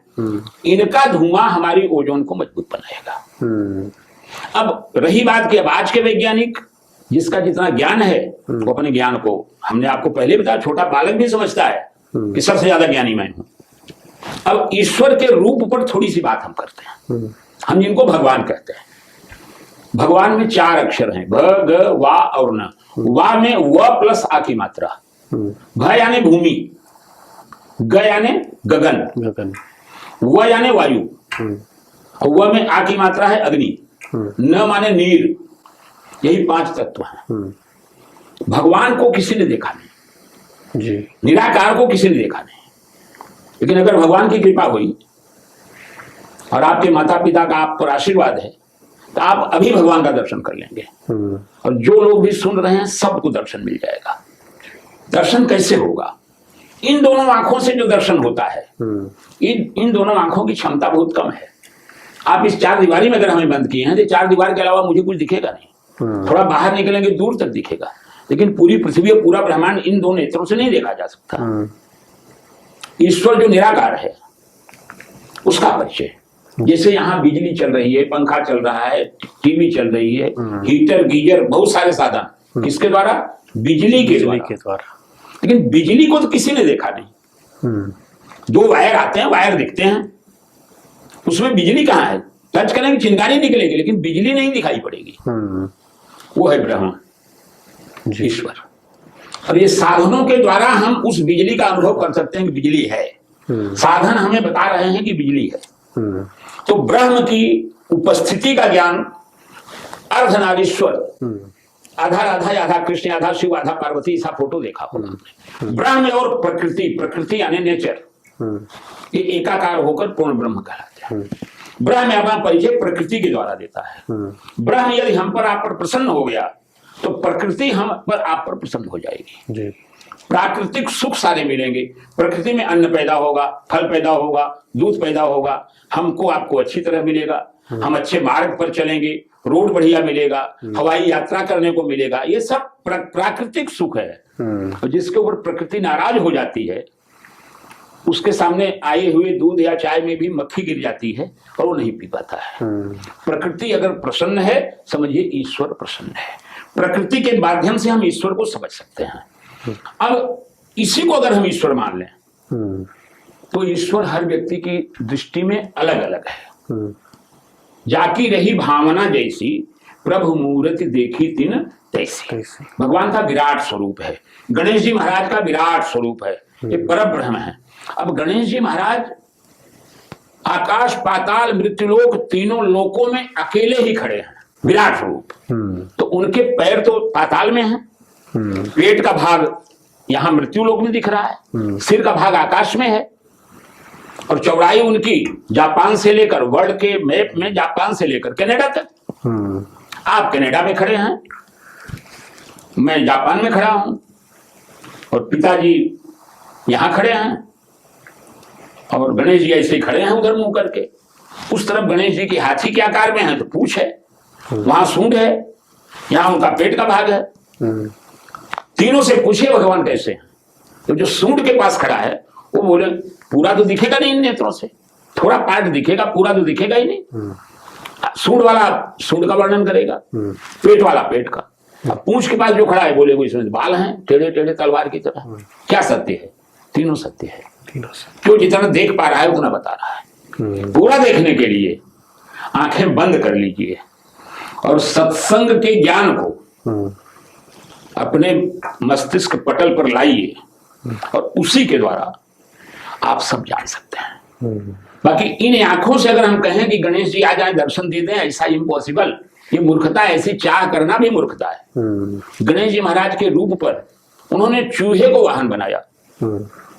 जैसे मैंने आपको एग्जाम्पल दिया 12 सूर्य का, कोई नहीं मानेगा 12 सूर्य उदित होगा, लेकिन इस तरह से 12 सूर्य की गर्मी तो आई। चूहा बहुत छोटा प्राणी है, गणेश जी का वजन कैसे सहन करता है वो? एक चूहे पर अगर गणेश जी लंबोदर बैठ जाए तो तुरंत ही मर जाएगा उनके वजन से जी। और चूहे की सवारी क्यों किया इन्होंने, उसकी भी अपनी एक कथा है। बताइए। पहले ही बताया आपको कि भाई हमारे ऋषि मुनि कहते हैं पूर्व जन्म का कर्म प्रधान है, बाकी ये संसार में सत्य कुछ नहीं है। चूहा क्या था? इंद्र की सभा में था, देवता था। वहां इंद्र की सभा में चर्चा विचारणा के बीच सब लोग मौज मस्ती कर रहे थे, किसी अप्सरा का मजाक उड़ाया, गंदी हरकत किया। इंद्र ने देखा है और उसको क्रोध में श्राप दे दिया, जा चूहा बन जा, धरती पर फेंक दिया। अब धरती पर गिरे कहां? पराशर ऋषि के आश्रम में। पराशर ब्राह्मण थे बेचारे, जंगल में रहते थे। अब चूहा आते ही उनकी पोथी पत्रा, किताबें, वस्त्र सब कुतर कर खराब कर दिया। पराशर बोले भाई क्यों उत्पात मचाया है? पराशर ऋषि गणेश जी के भक्त थे। बोले प्रभु ये तो बहुत नुकसान कर दिया, एक भी पुस्तकें नहीं बची हमारी, कोई पूजा का साधन नहीं बचा, हमारे सारे वस्त्र काट दिए। गणेश जी ने चूहे को पकड़ लिया, चल इधर, मैं तुझे अपना वाहन बनाऊंगा। अपना वाहन। चूहा क्या है? चूहे का वाहन क्या है? चूहा यानी मन। चूहा बहुत चंचल होता है। अब यहाँ आ जाए, पकड़ने का प्रयास करो, इधर उधर करके वो पता नहीं कहां जाएगा, आप देख भी नहीं पाएंगे। हमारा मन भी ऐसे ही है। हम आप यहाँ बैठे बातें कर रहे हैं, क्या पता किसका मन कहाँ जा रहा है। बात कर, वार्तालाप सत्संग होते हुए भी मन चला जाता है। चंचल मन निशि दिन भटकत है, ऐजी भटकत है भटकावत है। जिमी मरकट तरु ऊपर चढ़ कर, मरकट यानी बंदर, जिमी मरकट तरु ऊपर चढ़ कर डार डार पर लटकत है। चंचल मन निशि दिन भटकत है।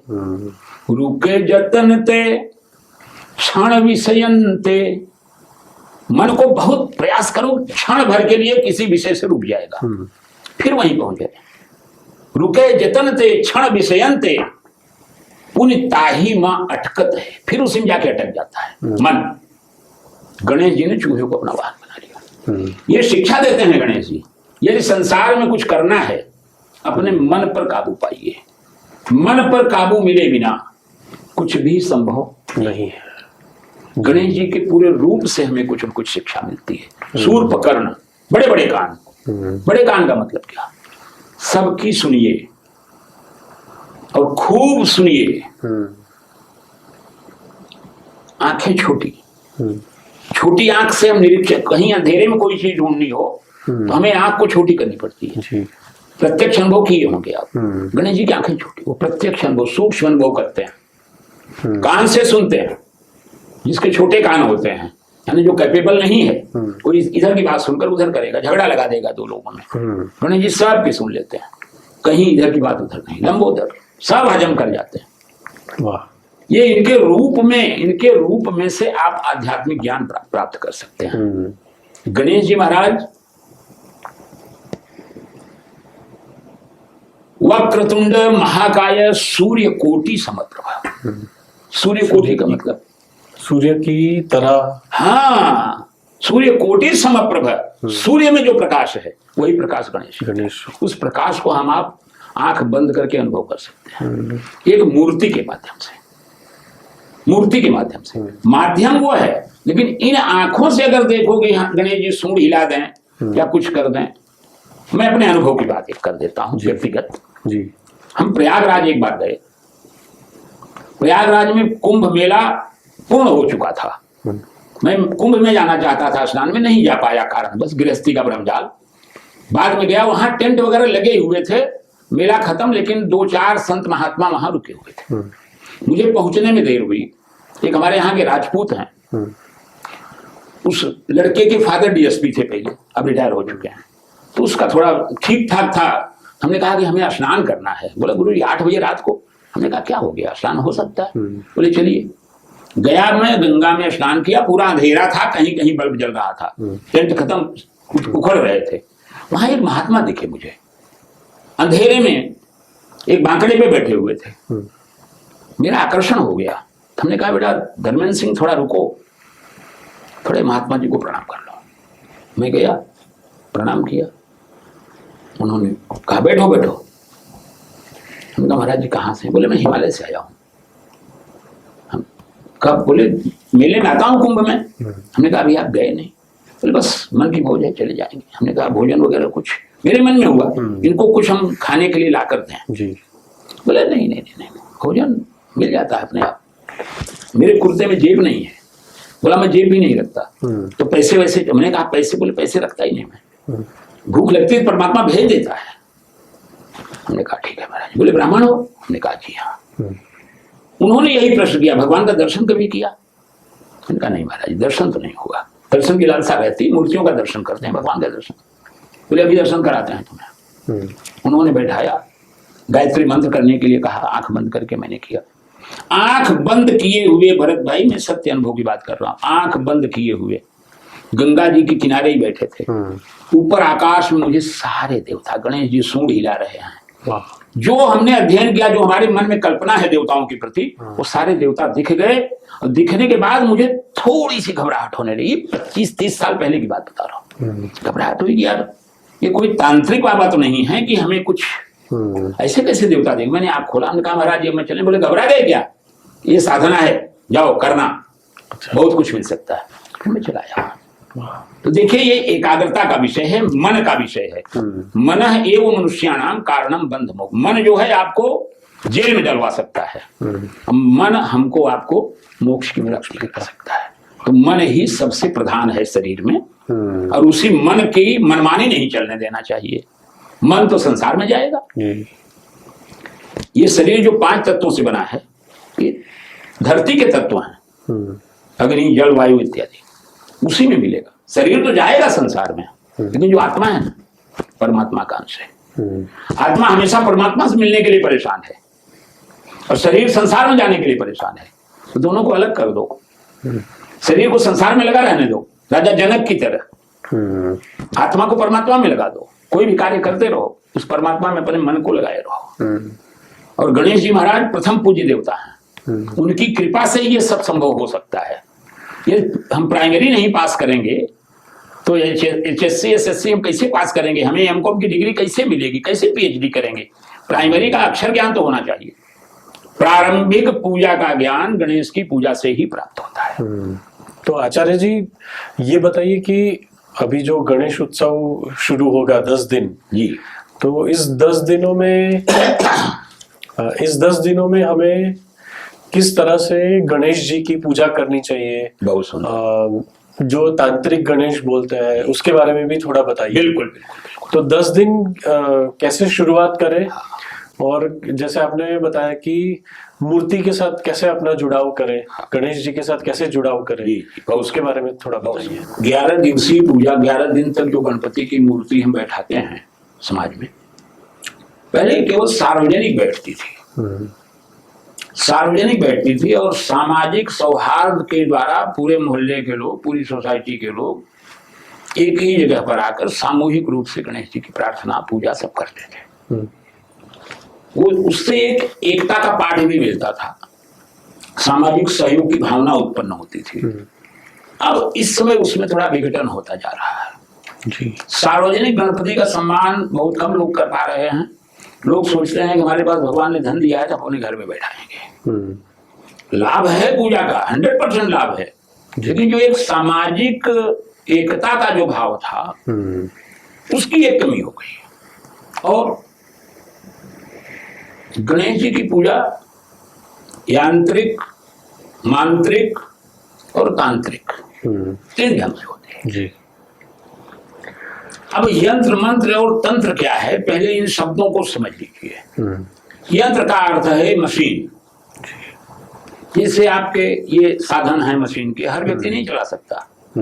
यंत्र है, मोटर कार आपने हमें दे दिया गुरुजी आपके लिए मोटर कार, यंत्र आ गया मेरे पास, लेकिन बिना मंत्र के मैं चला नहीं पाऊंगा। ड्राइवर चाहिए, चलाने वाला व्यक्ति चाहिए। किसी भी यंत्र को मंत्र की आवश्यकता होती है। अब यंत्र और मंत्र दोनों आ गए तो तंत्र की भी आवश्यकता है।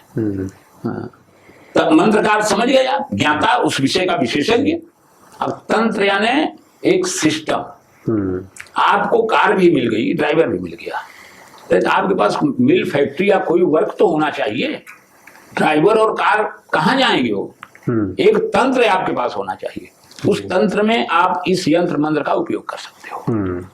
ये यंत्र मंत्र तंत्र की वास्तविक व्याख्या है। लेकिन कुछ लोग, हम, आप या कोई भी व्यक्ति शॉर्टकट लगाने में, अधिक लोभ और अधिक लाभ के कारण इनकी परिभाषा ही बदल दिए हैं जी। तंत्र बदनाम हो चुका है। तंत्र कोई बदनाम विषय नहीं। हाँ, तंत्र तन से संबंध रखता है। तन यानी शरीर जी। तंत्र मन से मंत्र, और यंग यानी सामग्री, यंत्र। अब उस शब्द का शाब्दिक अर्थ बिगाड़कर तांत्रिक पता नहीं कौन कौन सी क्रिया कर रहे हैं। आप अगर घर में कोई यंत्र, हमने आपको दिया कि ये यंत्र आप घर में लगा दीजिए, श्री यंत्र है, आप रख दिया, आप सोचेंगे कि श्री यंत्र ही हमें धन पैदा करके देगा, वो नहीं देगा। उस श्री यंत्र को आप ध्यान से देखिए, दर्शन करिए, उसकी सेवा करिए और उसके मंत्रों को रोज आप पढ़िए। और मंत्र पढ़ने के बाद उसका जो प्रसाद या उस पर चढ़ाया हुआ अक्षत है, फूल है, उसको उस तंत्र के नियमानुसार आप नदी में प्रवाहित करें, सही जगह पर ले जाएं। बाकी आपने ऐसे यंत्र रख दिया तो उसका कोई विशेष लाभ नहीं। यंत्र मंत्र तीनों 3 in 1 है और तीनों साथ में ही रहते हैं। अब कुछ लोग खाली बस आ यंत्र मूकी तो तुम्हें तुम्हारा घर में तुम्हारू लाभ थी जैसे, तो आपने यंत्र, आपको मैंने दे दिया, आपने दीवार पे लटका दिया, मंदिर में रख दिया। यंत्र मैंने 1000 का खरीदा, पूजा किया, हमने आपसे 2100 ले लिया, तो 1000 मेरी आजीविका के लिए हो गया। लेकिन आपका तो 2100 व्यर्थ तो नहीं कहेंगे, कम से कम दर्शन तो आप करेंगे, लेकिन उसका जो पूर्ण लाभ है वो आप नहीं ले पा रहे हैं। यंत्र मंत्र तंत्र का संयोजन होना जरूरी है जी। और उसका रेशियो सबके लिए अलग होता है। सबके लिए जो आप एक नियम बोले कि 9 दिन 10 दिन 11 दिन गणपति जी की पूजा हम कैसे करें, पूजा का नियम हर व्यक्ति के लिए उसकी भावना, उसके कर्म, उसके स्वभाव, उसकी परिस्थिति के अनुसार अलग होगा।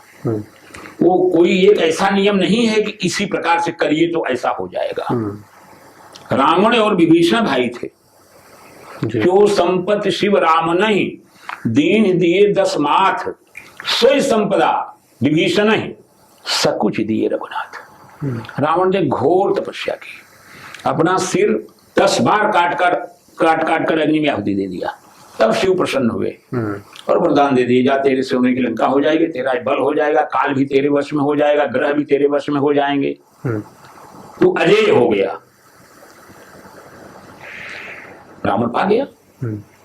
और वही संपदा विभीषण, कोई तपस्या नहीं किया विभीषण ने, कोई सिर काट कर नहीं डाला, घोर या अघोर कोई पंथ नहीं अपनाया, केवल राम नाम का जप करता था। और जब सीता के हरण के बाद रावण को समझाने गया विभीषण कि भैया गलत काम है ये, सीता जी को वापस कर दीजिए, झगड़ा ही खत्म हो जाएगा, रावण ने लात मार दी।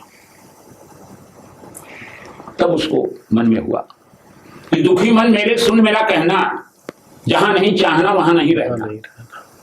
त्याग दिया और वहां से चल पड़ा। और वहां से चलते समय उसके मन में भाव क्या पैदा हुआ कि जिन पायन के पादुकहि भरत रहे मन लाय, सोई पद आज बिलो की हूं इन नैनन ही अब जाए।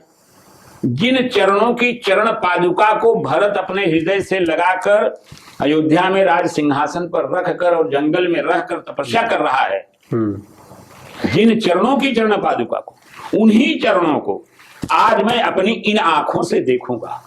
दर्शन की बहुत बड़ी अभिलाषा। वहां पहुंच गया। सुग्रीव, हनुमान इत्यादि लोगों ने कहा कि दुश्मन का भाई आया प्रभु, क्या करें? कोई कह रहा है मार दें, कोई कह रहा है बांध दें, घायल कर दें। प्रभु राम, क्या आदर्श है राम का। राम जी क्या कह रहे हैं? शरणागत कह जे तजहि निज अनहित अनुमान, ते नर पामर पापमय तिनहि बिलोकत हानि। केवल मन में कल्पना कर रहे हो हमारा हित करेगा, हमारा नुकसान करेगा। कल्पना से कहा, कोई नुकसान किया है आपका? सीधे सीधे आ रहा है मुझसे मिलने, आने दो। दुश्मन का भाई हो या कोई भी हो, उसके मन की बात तुम लोग कैसे जान सकते हो? अगर वो हमारी शरण में आ रहा है, कह रहा है कि मैं प्रभु की शरण में आ रहा हूं, शरण में आए हुए व्यक्ति का त्याग कभी नहीं करना चाहिए। शरणागत कह जे तजहि निज अनहित अनुमान, ते नर पामर पापमय। वो व्यक्ति नीच है, महापापी है, उसका मुंह देखना पाप है। शरणागत की रक्षा करो, चाहे कोई भी हो। शरण में आ गया ना, हेल्प करो आप उसकी, चाहे वो कितना भी बड़ा दुश्मन हो जी। ये राम जी का आदर्श है। और जब आया विभीषण, उसके प्रेम के भाव को देखकर राम जी ने कहा, विभीषण तुम्हारा मुझसे बहुत प्रेम है, तुम मेरे नाम का जप करते हो, राक्षसों के बीच में विपरीत परिस्थिति में भी तुम भक्ति करते हो, तो ये रावण को मारने के बाद जो लंका का राज्य प्राप्त होगा, सारा का सारा मैं तुम्हें देता हूं। अभी समुद्र का जल लेकर संकल्प किया भगवान ने, और कह रहे हैं कि मैं दुखी हूं, मैंने जो आपकी योग्यता है विभीषण उससे कम दे रहा हूं। जो संपत्ति शिव रावण ही दीन दिए दसमात, सोई संपदा विभीषण है सकुच दिए रघुनाथ। संकोच हुआ कि विभीषण में कुछ दे नहीं रहा हूं तुम्हें, हमें और देने की इच्छा है भगवान की जी। तो देखिए ये जो भक्ति भाव है ना, इसमें मन और भाव का बहुत बड़ा स्थान है। 10 दिन प्रतिदिन आज जो गणपति जी बैठते हैं, मैंने पहले ही आपसे कह दिया कि जो नकली भक्त भी हैं, खाली प्रतीक लेकर घूम रहे हैं, मैं उनको भी प्रणाम करता हूं। कम से कम उन्होंने उस चिन्ह को तो उजागर कर रखा है। हमारी सेना तो बड़ी दिख रही है, भले लड़ने वाले 10 ही सैनिक हैं, लेकिन सेना में हजारों हैं। वो लड़ने वाले नहीं, लेकिन अगला व्यक्ति तो हमारे इस प्रभुत्व को देखकर ही दहल जाएगा, और उसका प्रभाव तो उनके ऊपर पड़ने ही वाला है। नहीं वाला, आज नहीं तो कल, जब समय आएगा तब जी। बाकी आजकल के जो गणपति स्थापन होते हैं सार्वजनिक मंडलों में, वहां बहुत सारा दोष पैदा हो गया है। डीजे वगैरह की ध्वनि जो है ये उचित ध्वनि नहीं है। जो बड़ी उम्र के लोग होते हैं, वो डीजे बजने पर उनके हार्ट में भी धक धक धक धक होता है, ब्लड सर्कुलेशन उनका बिगड़ जाता है, उससे उनके स्वास्थ्य को नुकसान होता है। दूसरी बात, गणपति मंडपों पर, कई जगहों पर गणपति जी के यहाँ जो भक्त आते हैं, कुछ दान पेटी में डाल जाते हैं या कुछ चरणों में रख जाते हैं, आरती में कुछ पैसे डालते हैं।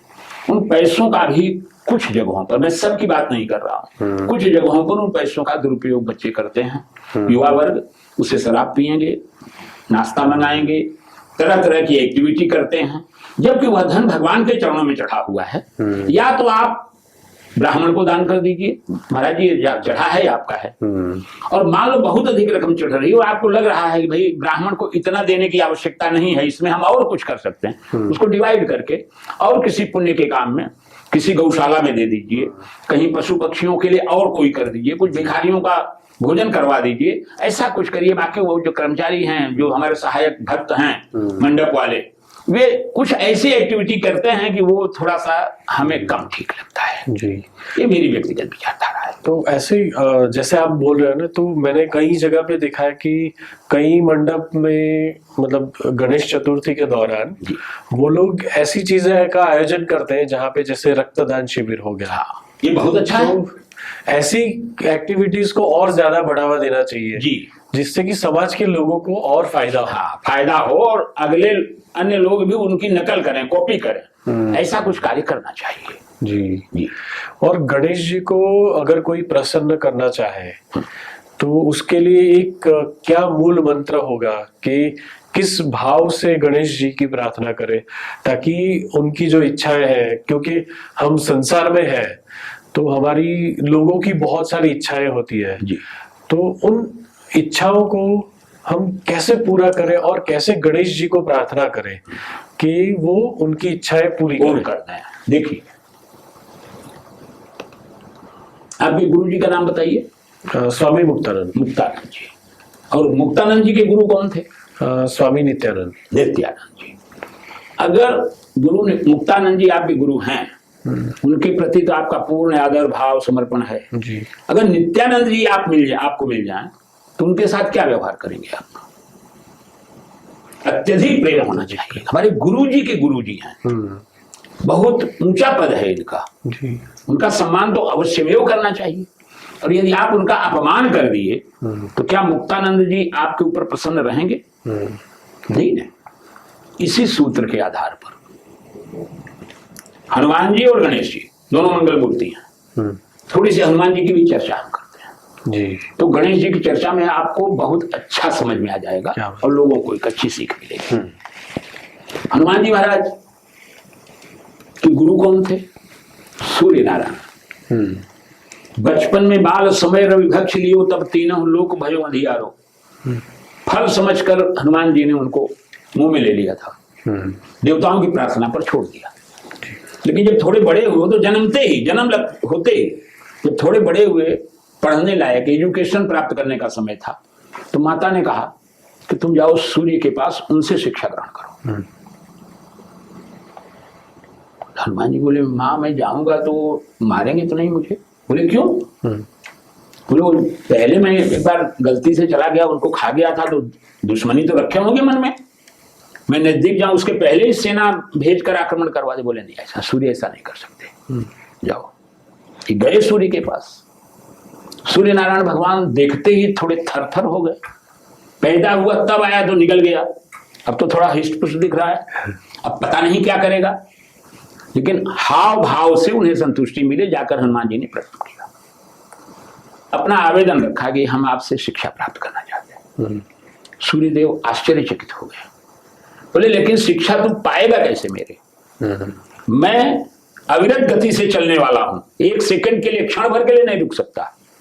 मैं ऐसे चलूंगा तो तुम्हारा चेहरा मेरे सामने होना चाहिए पढ़ाते समय।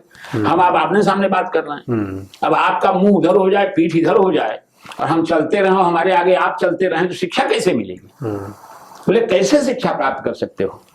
हनुमान जी ने कहा, महाराज आप अपनी सीधी दिशा में आइए और हम उल्टी दिशा में गति करेंगे। हम उल्टी दिशा में चलेंगे और आप पढ़ाइए, हम पढ़ेंगे। सूर्य नारायण अपने मार्ग पर सीधी दिशा में और हनुमान जी उल्टे मुंह करके उस मार्ग पर परिक्रमा करते करते अध्ययन प्राप्त किया। हनुमान चालीसा तो आज समाज में बहुत सारे लोग पढ़ते हैं, कहते हैं गुरु जी मैं पढ़ता हूं, कोई लाभ नहीं मिलता। और हनुमान चालीसा में लिखा है, जो 100 बार पाठ कर कोई छूटे बंद महासुख हुई। 100 बार कोई हनुमान चालीसा का नियम से पालन कर ले, पाठ कर ले, कि जेल में हो तो मुक्त हो जाए। ये विश्वास के साथ कहता हूं आपको, वो मुक्त हो सकता है, कोई भी सिद्धि प्राप्त हो सकती है, कुछ भी मनोकामना पूर्ण हो सकती है। लेकिन उसका भी तो अपना कुछ प्रोटोकॉल होता है हनुमान चालीसा का। सूर्य भगवान जब उदित हों तो पहले आप उनको जल दे दीजिए, उगते सूरज को। आज 80% लोग तो 9 बजे तक सोते हैं, फिर उठते हैं सूर्य को जल देते हैं, निष्फल। ट्रेन का समय है 6:30 बजे का, और रोज स्टेशन आप जाते हैं 8 बजे। ट्रेन मिलेगी कभी? यात्रा होगी आपकी, मंजिल मिलेगी? नहीं मिलेगी। हनुमान चालीसा अगर पढ़ना है तो सूर्योदय कालीन सूर्य को जल देकर फिर हनुमान चालीसा आप पढ़िए, 40 दिन में जो चाहिए वो पा सकते हैं आप। ठीक उसी प्रकार गणेश जी महाराज ये मिट्टी की मूर्ति, पार्थिव मूर्ति क्यों बनाते हैं? हम अन्य किसी धातु की या पत्थर की मूर्ति क्यों नहीं बनाते 11 दिन के लिए? इसके पीछे भी एक कथानक है। हमारे व्यास जी महाराज बहुत सारे पुराण, 18 पुराण लिखा उन्होंने। 18 पुराण में उन्होंने लिखा क्या? 18 पुराण की शिक्षा आपको दे देता हूं। मूल रहस्य क्या है 18 पुराण का? अष्टादश पुराणेषु व्यासस्य वचन द्वयम्, 2 बात सिखाया उन्होंने 18 पुराण का एग्जाम्पल देकर, कहानियां सुनाकर, कथाएं कहकर। अष्टादश पुराणेषु व्यासस्य वचन द्वयम् परोपकारः पुण्याय पापाय परपीडनम्। किसी भी प्रकार से हो सके तो किसी जीव की भलाई करो।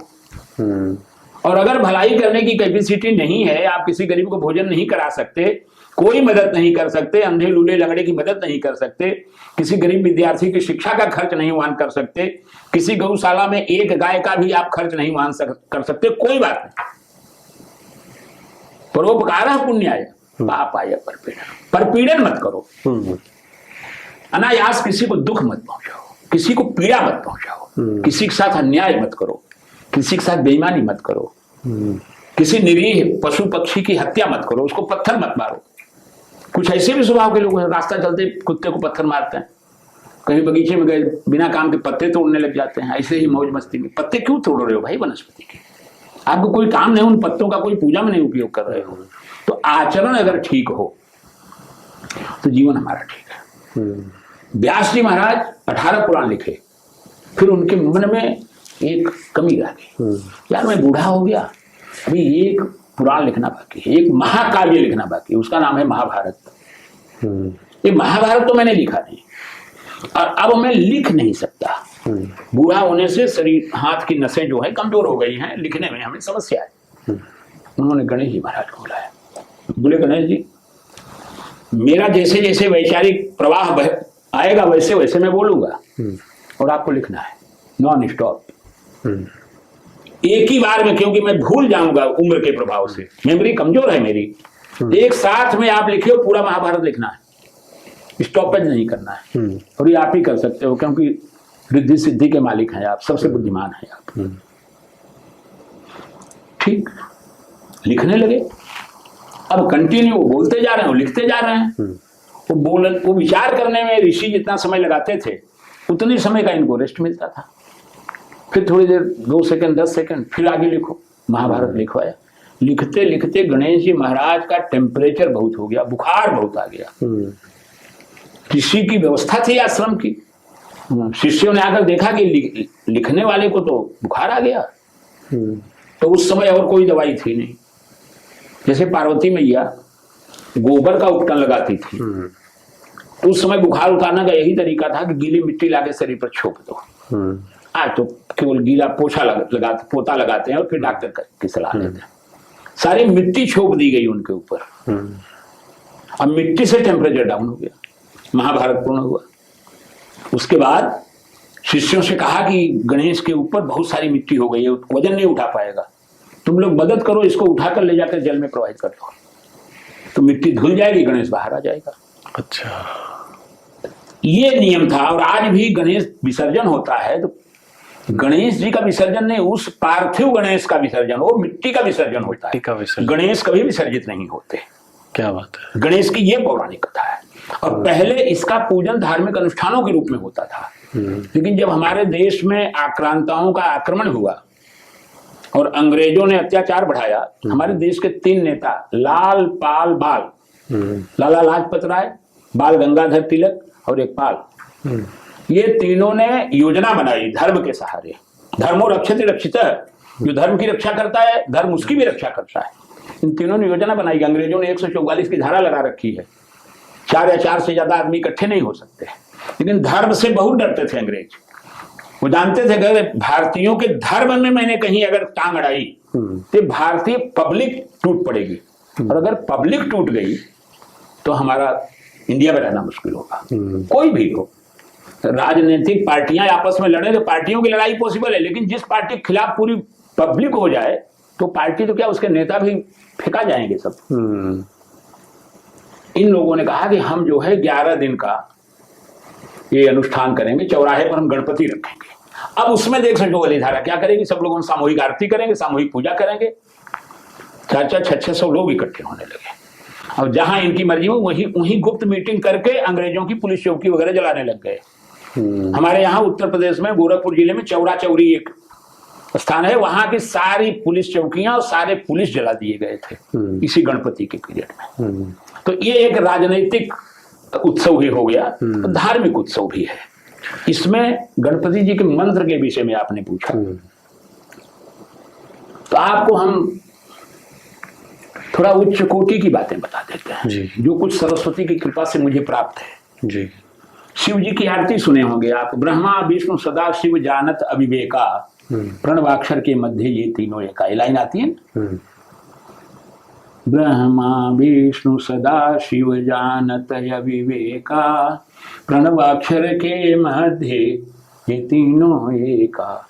ब्रह्मा विष्णु और सदाशिव यानी शंकर जी को जो जानता है, माने अलग अलग जानता है। ब्रह्मा विष्णु सदा शिव जानत अविवेका, वो विवेकहीन है, विवेकी नहीं है, सेंसलेस है, मूर्ख है।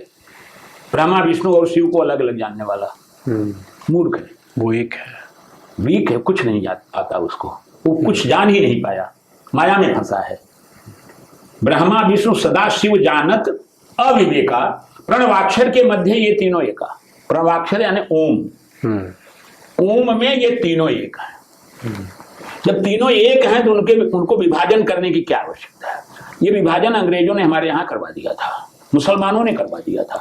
हमारे हिंदू धर्म को विभाजित करने के लिए 5 संप्रदाय बना दिए, गणपति संप्रदाय, शैव संप्रदाय, वैष्णव संप्रदाय, शक्ति संप्रदाय, सूर्य संप्रदाय। अभी भी कुछ जगहों पर वो भ्रांतियां हैं। कोई शिव की भस्म धारण करके मथुरा वृंदावन में किसी मंदिर में जाए तो महाराज लोग कहते हैं मसानी आया था, वो मूर्ति की राख लगाकर मंदिर भ्रष्ट किया, लाओ गंगा जल छिड़को और सफाई करो। घुसने नहीं देते। सब धर्मों में एक 5, हमारे धर्म को 5 भागों में विभाजित कर दिया। गणपति संप्रदाय वाले केवल गणपति की पूजा करते थे। आज भी गायत्री संप्रदाय वाले मूर्ति पूजा नहीं करते, गायत्री बस वो हवन करते हैं खाली, वो सूर्य वाले हैं। लेकिन ये 5 एक ही है, एक ही है। तो गणेश जी महाराज बाल स्वभाव के हैं। गजाननम भूत गणादि सेवितम कपित्थ जम्बू फल चारु भव्य, उमासुतम शोक विनाशकारकम नमामि विघ्नेश्वर पाद पंकजम। कपित्थ यानी आपके गुजराती में कोठा कहते हैं, फल होता है कोठा, बहुत खट्टा होता है खाने में। कैंत कहते हैं हिंदी में, संस्कृत में।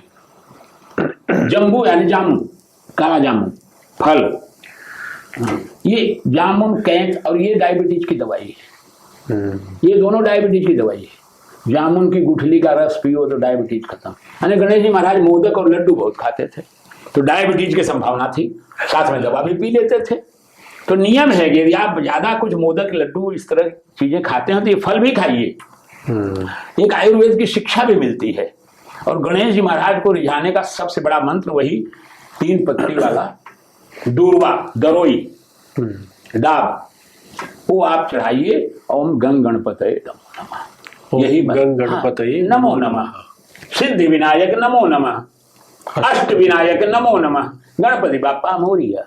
भगवान शब्दों पर ध्यान नहीं देते, आपके अंदर की भावना पर ध्यान देते हैं। जैसे अभी आपने बताया अष्ट विनायक, हाँ। तो अष्ट विनायक क्या होता है? हेलो व्यूअर्स, हम लोग आधे एपिसोड तक पहुंच चुके हैं। आगे आप जो देखने वाले हैं, जो सुनने वाले हैं, शायद उनमें से कई चीजें हैं जो आपको नहीं पता थी। तो do watch this and complete this. और एपिसोड के एंड में ये बताना न भूलें आपको कैसा लगा ये एपिसोड, और आपका ऑनेस्ट फीडबैक हमें बहुत हेल्प करेगा हमारे दूसरे एपिसोड्स को बनाने में। Do watch this. जैसे अभी आपने बताया अष्ट विनायक, हाँ। तो अष्ट विनायक क्या होता है? अष्ट विनायक गणेश जी के 8 अलग अलग अवतार हैं। जो अवतार हुआ है उसके नाम, जैसे सुमुख, तो सुमुख गणेश, एकदंत गणेश, महाकाय गणेश, लंबोदर गणेश, शूर्पकर्ण गणेश, इस तरह अनेक अवतार भगवान के हुए। उनका क्लासिफिकेशन हुआ है, एक ग्रुप बनाया है भक्तों ने अपनी मर्जी के अनुसार, ऋषियों ने, मुनियों ने, भक्तों ने, विद्वानों ने। भाई ये अष्ट विनायक, वो 8 विनायक, विनायक यानी एक गणेश अवतार के पहले इनका विनायक नाम था, तो उसमें 8 मंदिर गणेश जी विनायक जी के बने। अब भक्तों ने क्या किया कि उन 8 मंदिरों का एक साथ हमें एक ही लाइन में दर्शन कर लेना चाहिए। कहीं पंच गणेश हैं, जैसे अभी आपको बताया कांतारेश्वर, कुबेरेश्वर, कपिलेश्वर, केदारेश्वर, इस तरह 5 मंदिर यहाँ सूरत से लेकर सोनगढ़ व्यारा तक, यहाँ नवसारी तक, ये 5 का दर्शन एक ही दिन में लोग करते हैं। तो गणेश जी महाराज के 12 नामों की भी एक लिस्ट है, 12 गणपति कहते हैं उनको। 12 गणपति को 12 आदित्य, 12 सूर्य के नामों से मैच करके लोग 12 गणपति का नाम बोलेंगे, एक गणपति का नाम, एक सूर्य का नाम, एक गणपति का नाम, एक सूर्य का नाम। जैसे सीताराम, सीताराम, सीताराम, सीता और राम, राधे कृष्ण, राधे कृष्ण। इस प्रकार सूर्य और गणेश के भक्त, जो सूर्य के और गणेश के भक्त हैं, दोनों को मानते हैं। जैसा कि मैंने बताया कि सूर्य जो हैं वो प्रत्यक्ष देवता हैं। धरती पर किसी भी देवता को अपनी इन दोनों भौतिक आँखों से हम नहीं देख पाते, किसी का दर्शन होना बहुत कठिन है, लेकिन सूर्य नारायण तो प्रत्यक्ष देवता हैं और पंच देवों में एक आते हैं। तो सूर्य का स्वागत करना तो हमारे आपके लिए बहुत ही आवश्यक है।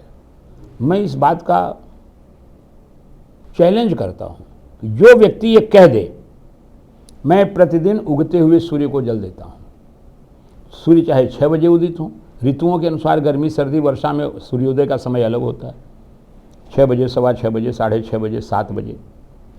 सूर्योदय के समय, सूर्योदय के बाद 48 मिनट के अंदर 2 घड़ी, घड़ी क्या होती है, 24 मिनट की एक घड़ी होती है। पहले आज जैसे घंटा, मिनट, सेकंड, वैसे पहले घटी, पला, विपला, इस तरह से समय का मापदंड था। 24 मिनट की एक घड़ी होती थी। तो 2 घड़ी के अंदर सूर्य को जल दे दीजिए, 48 मिनट के अंदर सूर्य निकले 48 मिनट। जो व्यक्ति 48 मिनट के अंदर सूर्य को जल देता है, उसके जीवन में कोई कष्ट आ ही नहीं सकता, अनिच्छित घटना कोई घट ही नहीं सकती। इस सूर्य की उपासना का फल है। और उसी प्रकार गणेश जी महाराज का प्रथम पूजन जो भी व्यक्ति जिस कार्य में करता है, उसके कार्य में कोई विघ्न बाधा नहीं आती, अवश्य ही पूर्ण होता है। इस तरह 5, 8, 12 संख्या के आधार पर हमारे सनातन धर्म में जो क्लासिफिकेशन हुआ है, जैसे 12 ज्योतिर्लिंग, 12 ज्योतिर्लिंग, सौराष्ट्र सोमनाथम च, श्रीशैले मल्लिकार्जुनम, उज्जैन्याम महाकालम, ओंकारम अमलेश्वरम, परल्याम बैजनाथम च, 12 ज्योतिर्लिंग। 4 धाम, बद्रीनाथ, रामेश्वरम, द्वारका और जगन्नाथ पुरी, ये 4 धाम। 4 धाम की यात्रा लोग एक बार ही करते हैं, ये हो गया, वो हो गया, अब चौथा भी हो जाए। 12 ज्योतिर्लिंग का एक ग्रुप में करते हैं। उसी प्रकार अष्ट विनायक का भी दर्शन एक साथ में लोग करते हैं। उसका विशेष पुण्य माना गया है, विशेष फल माना गया है। और भौतिक जगत में हमारा गणित भी यही कहता है। गणेश जी महाराज बहुत बड़े ज्योतिषी हैं। आज ज्योतिष में राहु केतु, अभी कलयुग में जो जन्म होगा, गणेश जी का जो अवतार होगा, जब कल की अवतार होगा भगवान विष्णु का, उस समय गणेश जी धूम्रकेतु के नाम से अवतरित होंगे। उनका नाम धूम्रकेतु होगा कलयुग में। हाँ, तो ये अलग अलग अवतार अलग अलग निमित्त से, अलग अलग कारणों से स्वयं भगवान ग्रहण करते हैं। ईश्वर की लीला वही, एको हम बहुश्यामी, हम अकेले होते हुए जब चाहेंगे तो हम बहुत हो जाएंगे। और ये जो नाम है ना देवताओं के, ये एक्चुअली एक पद का नाम है जी। गणेश जी के रूप में कौन अवतरित हो रहा है, ये आध्यात्मिक विषय बन जाता है। सुख और दुख की भी मात्रा समान है। जितना हम सुख पाएंगे उतना ही दुख पाएंगे। कोई चाहे कि हम दुखों से बच जाएं, ऐसा संभव नहीं है। दुख भी आएगा, सुख भी आएगा, रात भी आएगी और दिन भी आएगा। तो जो आप बता रहे हैं, दुख की घड़ी में हाँ, अगर हम गणेश जी की उपासना करें, तो क्या गणेश जी हमें उस दुख को सहन करने की शक्ति देंगे जी, या उसमें से हमको बाहर निकालेंगे? दुख में सुमिरन सब करे, सुख में करे न कोई। जो सुख में सुमिरन करे तो दुख का है वो। वास्तव में किसी भी देवी देवता, गणेश जी हों, विष्णु जी हों, शंकर जी हों, माता रानी हों, सूर्य भगवान हों, उनका सुमिरन, पूजन, अर्चन, ध्यान और भजन हमेशा सुख में करना चाहिए। सुख में अगर हम करेंगे दुख आएगा नहीं, और दुख के समय जब हम सुमिरन करेंगे तो सुमिरन होगा नहीं। ये सहज स्वभाव है। एक म्यान में 2 तलवार नहीं जा सकती। दुख के समय में हमारे दिमाग में, हमारे मन मस्तिष्क में केवल हमारा दुख दिखेगा। हे प्रभु, ये दुख का ध्यान हम कर रहे हैं, न कि प्रभु का ध्यान कर रहे हैं। और प्रभु का ध्यान करेंगे दुख का ध्यान नहीं होगा। इसलिए सुख के समय ही सारी तैयारी कर लेनी चाहिए। दुख के समय में तो फिर कुछ काम नहीं आएगा। जैसा कर्म किए रहेंगे वैसा फल हमें अवश्य भोगना पड़ेगा। ये है कि भगवान का ध्यान करने से दुख के समय में अफसोस व्यक्त करने से कोई लाभ नहीं होता। इसलिए भगवान के ध्यान में लग जाएंगे तो जो हमारी फीलिंग है, जिसको अनुभूति कहते हैं, हमें दुख की अनुभूति नहीं होगी। भजन करते करते हमारा दुख हो जाएगा। मतलब गणेश जी को हम जैसे बोलते हैं कि विघ्न हरता है, हाँ। तो वो विघ्न पे हमको जाने नहीं देंगे, नहीं जाने, विघ्नों को हमारे पास आने नहीं देंगे। विघ्न बाधाओं को अपने पास घेर के रखेंगे, वो हमारे ऊपर कभी नहीं आने देंगे गणेश जी महाराज।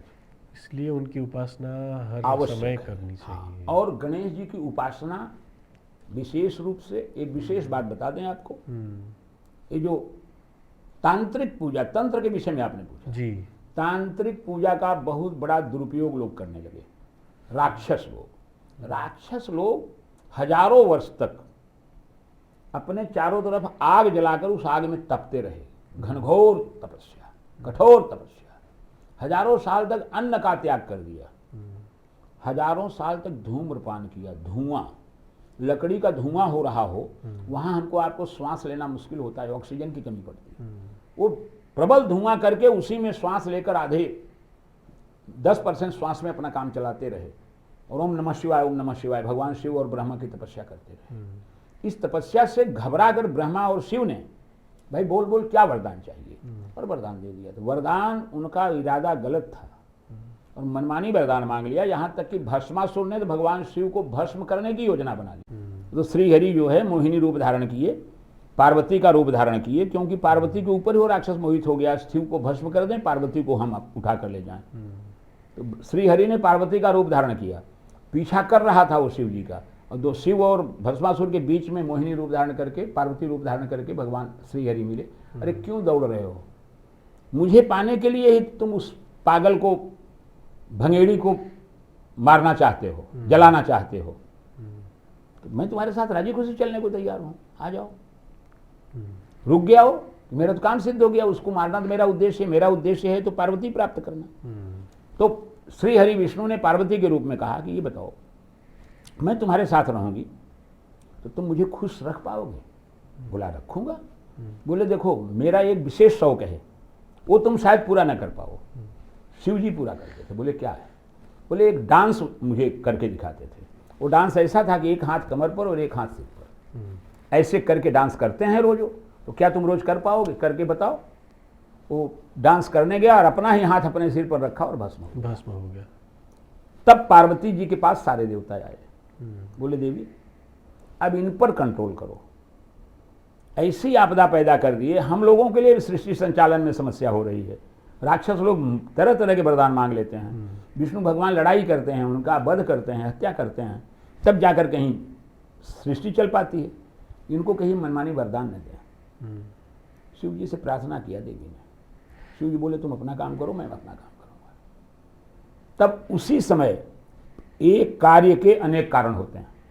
जैसे पार्वती जी के मन में था कि मेरा कोई पार्षद नहीं है मेरी आज्ञा का पालन करने वाला, तो उन्होंने गणेश जी को जन्म दे दिया। गणेश जी को जन्म देकर, और जो सिर कटने की घटना है उसके भी पूर्व जन्म की प्रारब्ध की कथाएं हैं, क्यों सिर कटा उनका, फिर हाथी का सिर जोड़ा गया।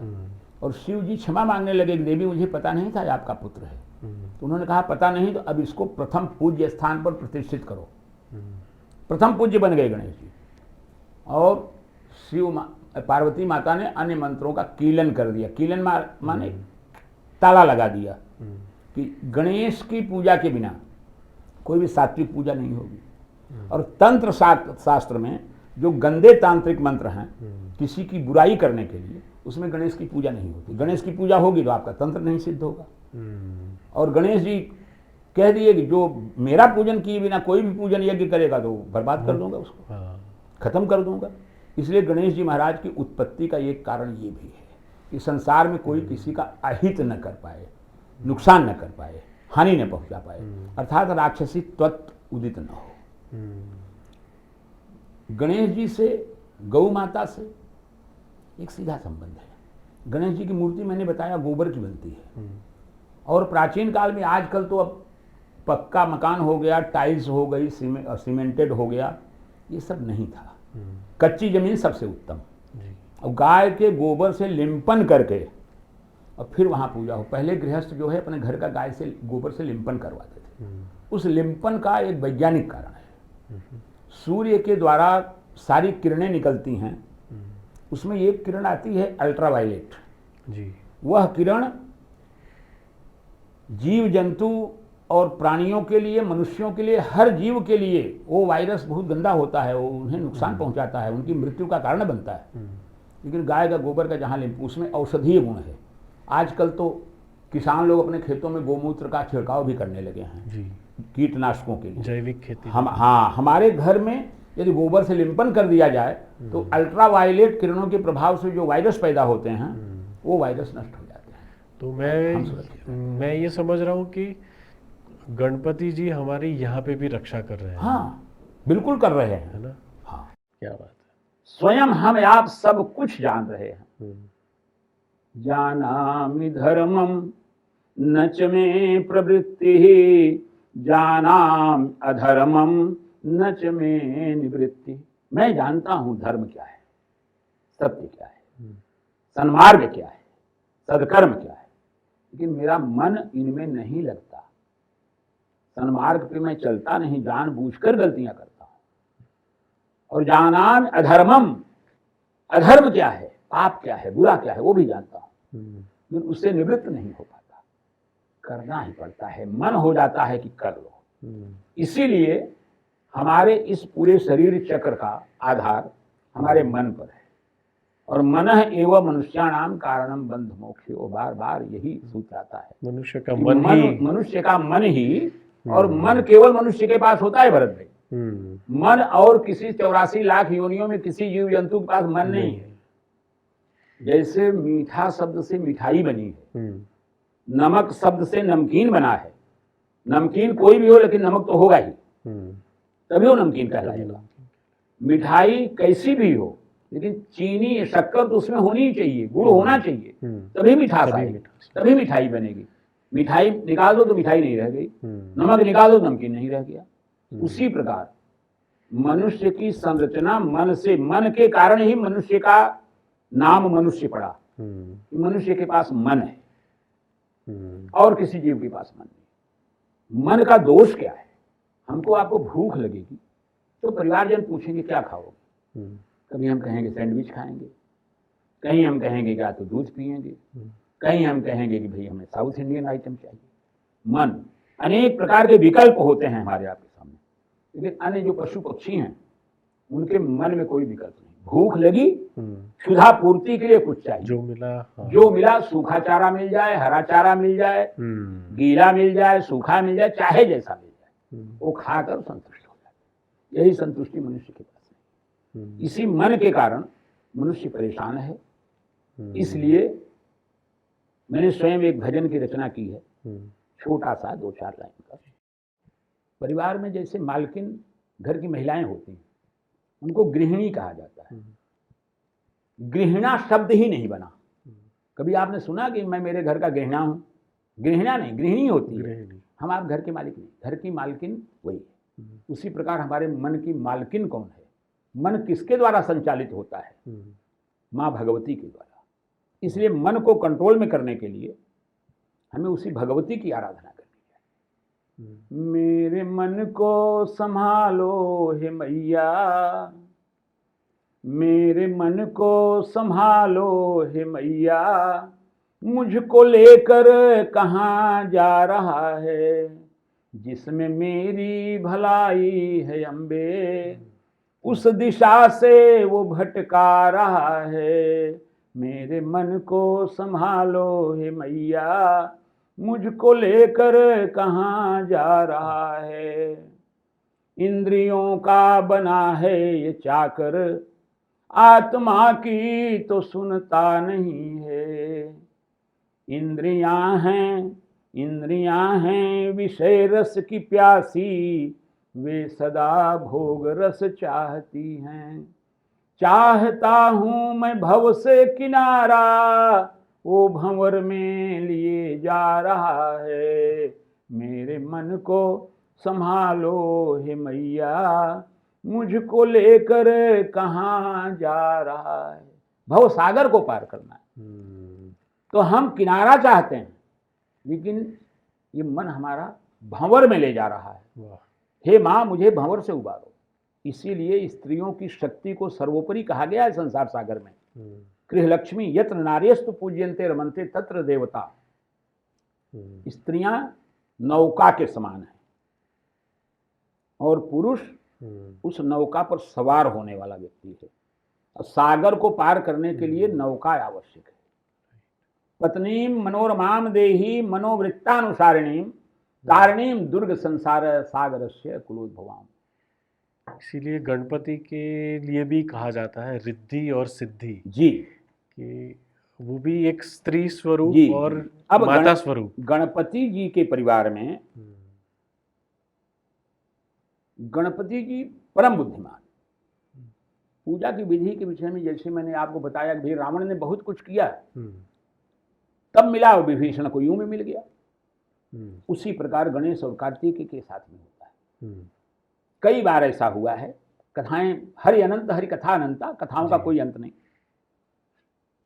गणेश जी और कार्तिक जी के शादी के विषय में प्रस्ताव आया तो शिव जी ने कहा कि जो पृथ्वी की 7 परिक्रमा करके पहले आएगा हम उसका विवाह पहले करेंगे। कार्तिक बड़े थे लेकिन गणेश जी थोड़े नटखट थे, बोले पहले मेरी शादी होगी। तो शिव जी ने कह दिया ठीक है, जाओ 7 परिक्रमा करके जो पहले आए। कार्तिक जी की सवारी मोर, परिक्रमा करने गए 7 परिक्रमा करके वो घड़ी भर में आ गए। 28 मिनट लगा उनको, 24 मिनट। और गणेश जी को तो एक ही मिनट में हो गया। उन्होंने शिव पार्वती की परिक्रमा कर ली। अब आने के बाद कार्तिक जी बोले तूने परिक्रमा ही नहीं किया गणेश। बोले मैंने कर लिया भैया, मुझे तो कितनी देर हो गई यहाँ बैठे हुए। शिव जी पार्वती जी से पूछे कि क्या बात है। पार्वती जी तो भाई बहुत प्रेम करती थी गणेश। उन्होंने कहा नहीं, इसने कर लिया। बोले कैसे कर लिया? मूसक की सवारी पर चूहा कैसे इतनी जल्दी इसको 7 परिक्रमा कराया? सिद्ध कर दिया वहां पर किए। माता पिता की परिक्रमा किया 7, तो पृथ्वी की परिक्रमा हो गई, सिद्ध हो गया। उसी समय कार्तिक जी नाराज हो गए। 2 लड़कियां भी ढूंढ रखा था शिव जी, रिद्धि सिद्धि को, लेकिन कार्तिक जी बोले मैं शादी नहीं करूंगा। और वो कुंवारे ही रह गए, ब्रह्मचारी ही रह गए, शादी नहीं किया उन्होंने। फिर दोनों की शादी गणेश के साथ। अच्छा। फिर दोनों से पुत्र प्राप्त हुए, शुभ और लाभ। क्षेम कहते हैं, क्षेम का अर्थ शुभ होता है। शुभ और लाभ, 2 पुत्र हुए। शुभ और लाभ। हाँ, गणेश जी महाराज जिसके ऊपर कृपा करते हैं, जो गणेश जी की पूजा करता है, उसे सारी सिद्धियां मिल जाती हैं, सारी बुद्धि मिल जाती है, सारे शुभ ही शुभ होते हैं जीवन में, सारा लाभ ही लाभ होता है और जीवन में कोई विघ्न बाधा आती नहीं है। ऐसे हैं हमारे गणेश जी महाराज। और वे केवल दूर्वा से प्रसन्न होते हैं। दूर्वा, मोदक और लाल रंग 3 चीज गणेश जी के लिए विशेष है। लाल रंग का पुष्प चढ़ाइए, उनको मोदक का भोग लगाइए और दूर्वा चढ़ा दीजिए, गणेश जी प्रसन्न। बाकी पूजा आप अपने ढंग से कर लीजिए। पंचोपचार, दसोपचार, षोडशोपचार, शतोपचार, सहस्रोपचार, पंचोपचार 5 वस्तुओं से पूजा आप कर लीजिए। टीका कर दीजिए, 2 चावल लगा दीजिए, एक फूल चढ़ा दीजिए, थोड़ी दूर्वा चढ़ा दीजिए, मोदक चढ़ा दीजिए, हो गया 5। इतनी पूजा। दसोपचार करना है तो उसमें धूप दीप अगरबत्ती मिलाइए सब, और चीजें करिए आप। दसोपचार ब्राह्मण को बुलाकर कराएंगे, ब्राह्मण षोडशोपचार पूजन कराएगा, 16 प्रकार की वस्तुएं चढ़वाएगा, उसमें एक दक्षिणा भी होती है। और बड़ा आप करेंगे तो शतोपचार, 100 प्रकार की वस्तुएं गणेश जी को चढ़ाई जाएंगी। किसी भी देवता की शतोपचार पूजा होती है। उसमें आंखों में काजल, सोने चांदी के आभूषण, बहुत सारे कुछ आते हैं। और राजोपचार पूजन है सहस्रोपचार। पहले राजा महाराजा 1000 वस्तुओं से पूजन करके देवी देवताओं को पूजते। तो जाकी रही भावना जैसी, प्रभु मूर्ति देखी दिन। आप जिस भावना से भगवान का पूजन करें, आपने देखा कि मेरा पूजन हो गया, मैंने 5 वस्तु चढ़ाया, भगवान प्रसन्न है, तो आपके मन में प्रसन्नता है, आपने कोई छल कपट नहीं रखा है, तो भगवान प्रसन्न है। और छल कपट पूर्वक आप सारी पृथ्वी की वस्तुएं चढ़ा दीजिए। नाराधिता सविधिना विविधोपचार किम रूप चिंतन पर नकिदम बचो भी श्यामे तुमेव यदि किंचन मय नाथे धत्से कृपा मुझतमम वपरम तवैया। पूजा में यदि आपका भाव नहीं है तो पूरी पृथ्वी की संपदा आप उठाकर चढ़ा दीजिए पूजन में, कर्मकांड के अंतर्गत, आपको कोई लाभ नहीं होगा। और भावना पूर्वक केवल एक बार केवल कह दीजिए आपकी कामना पूर्ण। भावना पूर्वक द्रौपदी ने पुकारा था। बस जब वो दुर्योधन का भाई दुशासन साड़ी खींचने लगा नग्न करने के लिए, द्रौपदी अपना सारा बल लगाकर अपने साड़ी को पकड़ लिया। ऊपर का आधा शरीर तो खुला हो गया, कमर के नीचे का भाग साड़ी 2-3 बार वहां लपेटी जाती है, 2-3 बार खींचा, इसने जोर से अपनी पकड़ बना ली। 10,000 हाथी का बल था दुशासन में, खींचने लगा, इसके हाथ थर्राने लगे।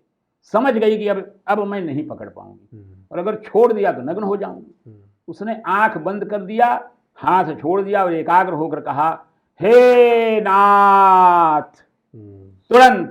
तुरंत साड़ी बनकर आ गए, उसी साड़ी में जुड़ गए। अब वो खींचने लगा, घूमने लगा, इतनी साड़ी का अंबार लग गया कि दुशासन का पसीना छूट गया। वो अफसोस व्यक्त कर रहा है कि सारी बीच नारी है कि नारी बीच सारी है कि सारी ही कि नारी है कि नारी ही कि सारी है। समझ में नहीं आ रहा है, प्याज के छिलके की तरह ये पूरी स्त्री साड़ी की ही बनी है क्या? यानी साड़ी निकाल देने के बाद स्त्री नाम की कोई चीज ही नहीं बचेगी क्या? ये भगवान की कृपा। और दूसरा गजराज, गज और ग्राह लड़े जल भीतर, ग्राह मार गजराज बचायो। हाथी को मगरमच्छ खींच के ले जा रहा था पानी। एक मेल हाथी था, नर हाथी था, और 100 हथिनियां थी। वे अपनी सूंड में पानी भर भर कर गजराज को नहला रही थी। तब तक गजराज के पैर को मगरमच्छ ने नीचे से पकड़ लिया। सारी हथिनियां अपने सूंड से गजराज के शरीर को पकड़ के बाहर खींच रही हैं, लेकिन मगरमच्छ की ताकत के सामने इनकी चली नहीं। गया। अब वो केवल भगवान विष्णु को याद कर रहा है। गजेंद्र मोक्ष एक स्तोत्र आता है, गजेंद्र मोक्ष। तो गजेंद्र मोक्ष उसी समय, ये तो ऋषियों मुनियों ने उसके भाव को प्रकट किया, लेकिन हाथी के पास शब्द नहीं थे। हे नाथ कहना था। उसने सूंड उठाकर केवल एक बार कहा, हे। भगवान आ गए, ग्राह को मारकर गजराज को बचा लिया। भगवान तो भाव से प्रसन्न हो, केवल भाव से। बाकी सांसारिक वस्तुओं के द्वारा भगवान को प्रसन्न नहीं किया जा सकता। सांसारिक वस्तुएं हम आप अपनी इच्छा से भोग लगाते हैं उनका। हमें आपको पता नहीं होता किस देवता को जलेबी पसंद है, किसको लड्डू पसंद है, किसको बर्फी, किसको काजू कतरी, किसको गुड़ का प्रसाद, क्या क्या चढ़ाते हैं लोग। लेकिन भगवान हर चीज को स्वीकार करते हैं, हमारी आपकी भावना के अनुसार। जी हाँ, बिल्कुल।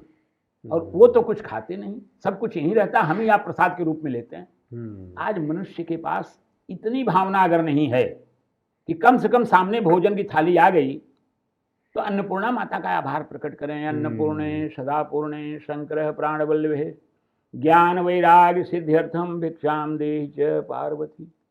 ध्यान तो कर लो कि हे अन्नपूर्णा माता, आपकी कृपा से प्राप्त हुआ है। शिव जी का ध्यान करिए, विष्णु भगवान। ओम हरि ओम नाभ्यायासीदंतरिक्ष गुम शेष नद्योः समवर्तत पदभ्याम भूमि दिशा श्रोतान तथान लोकान अकल्पयन। समर्पित कर दिया, खा लीजिए। क्या खा लिया भगवान ने उसमें? इतना भी करने का समय नहीं है। पंचग्रास व्यक्ति को प्रतिदिन निकालना चाहिए। पंचग्रास, 5 नवाला। किसके लिए? गाय के लिए, अग्नि के लिए। जिस अग्नि ने आपके भोजन को पकाया है, अग्नि में थोड़ा सा मीठी चीज की आहुति दे। अग्नि के लिए, गौ माता के लिए, कौवे के लिए पितरों के रूप में, हमारे दादा परदादा के रूप में पितरों को, चींटी के लिए कीड़ी, और कुत्ते के लिए। ये 5 ग्रास रोज निकाल दीजिए और आप ठाट से भोजन करिए। उन 5 का भी उसमें हक है। ये समाज के परिबल है, ये संसार के संचालन में सहायक है। इनमें से कोई एक माइनस हो जाए, संसार नहीं चलेगा, तुरंत सृष्टि का विनाश हो जाएगा। कौवा नहीं रहेगा, सृष्टि का विनाश। कुत्ता नहीं रहेगा, सृष्टि का विनाश। चींटी नहीं रहेगी, सृष्टि का विनाश। इसके भी सब वैज्ञानिक कारण। ये बताइए कि जैसे हम देखते हैं कि गणेशोत्सव के बाद बहुत सारी प्रतिमाएं जिनका विसर्जन हुआ है, पर हम देखते हैं कि अगले दिन बहुत सारी प्रतिमाएं बाहर दिखती है या उनका अच्छे से विसर्जन नहीं हो पाया है। तो क्या इस चीज़ का दोष लगता है? और अगर उसका दोष लगता है तो उसका दोष न लगे उसके लिए हमें क्या उपाय करना चाहिए? बहुत बहुत सुंदर प्रश्न है आपका। वास्तव में पहले हमें पार्थिव मूर्ति के निर्माण का नियम समझना चाहिए। यदि बिगिनिंग ही हमारी खराब हो गई तो टोटल खराब ही होगा। मूर्ति बनाने के नियम होते हैं। मूर्ति मिट्टी, गाय के गोबर और गंगा जल, गाय का थोड़ा सा दूध और थोड़ा सा दही, ये मिलाकर मूर्ति बनाने का नियम है। पार्थिव मूर्ति बनाने का यही नियम है। लेकिन केवल प्रमादवश हम बड़ा गणपति बनाएंगे, बड़ी मूर्ति बनाएंगे, 2 foot, 5 feet, 10 feet, 15 feet, 20 feet. अब उसमें विविध प्रकार के ऐसे पदार्थों का हम उपयोग करते हैं, लोहा है, लकड़ी है, पीओपी है। ये पानी में गलने वाली चीजें नहीं है। जितनी घुलनशील वस्तुएं हैं उनसे ही मूर्ति बनानी चाहिए। उससे मूर्ति बनाई जाए तो विसर्जन करने के बाद, जैसा व्यास जी के कथानक में मैंने बताया कि गणेश जी के ऊपर व्यास जी ने खाली वही मिट्टी और गोबर ही लेप करवाया था बुखार उतारने के लिए। नियम वही है। उस नियम का हम उल्लंघन करते हैं और ऐसी मूर्तियां बनाते हैं तो कभी 10 बरस भी पड़ी रहेंगी तो गलने वाली नहीं है, उनका अंग प्रत्यंग पानी में घुलेगा नहीं, तो गलत है। अगर नदी या समुद्र में कुछ भरती आई है तो किनारे पर मूर्तियां आ जाएंगी, पानी पीछे जाएगा तो मूर्तियां जाएंगी नहीं, क्योंकि उसमें वजनदार पदार्थ पड़ा हुआ है। इसलिए हमें इसको मूल से ही सुधारना पड़ेगा। अभी तो हमारी गुजरात में तो सरकार ने कुछ कदम उठाए भी हैं, भाई पीओपी की मूर्ति नहीं बनेगी, मिट्टी की ही मूर्ति बनेगी। तो इस मूर्ति के बनाने का जो नियम है, ये अगर लोगों में श्रद्धावान लोग हैं, उनको अगर जानकारी मिले कि हाँ ऐसी ही बनानी चाहिए, तो 80% लोग तो पालन करेंगे। लेकिन कुछ बड़े गणपति वाले जो बड़ा गणेश बैठाते हैं, वो लोग इस नियम का पालन करने से बना करेंगे कि नहीं हमारा फिर बड़ा नहीं बनेगा। माटी और गोबर की मूर्ति इतनी बड़ी नहीं। ध्यान रखिए, मूर्ति चाहे बड़ी हो चाहे छोटी, शक्ति सब में समान होती है। तो बड़ी मूर्ति का आग्रह छोड़कर सुंदर, सुडौल और इन नियमित जो कानून के अनुसार जो पदार्थ लगाए जाते हैं उनको लगाया जाए, समस्या नहीं रहेगी। और भक्ति भाव को और बढ़ाया जाए और अच्छे कार्यों को किया जाए गणेश चतुर्थी के दौरान। जी। तो मुझे लगता है कि वो बहुत ज़्यादा लोगों को अपलिफ्ट करेगा, सोसाइटी को। पहले तन मात प्यारी बनी, पहले माँ प्यारी बनी, दूसरे तीसरे जिनके संग खेला, चौथे तन नारी प्यारी बनी, पचें रस कामिनी काम की बेला, छठें सतें परिवार बढ़ा, 8वें परिवार को बाढ़ो झमेला, 9वें वसुधा ही सहाय रही, 10वें दशरथ को लाल अकेला। बोले राजा रामचंद्र भगवान की जय।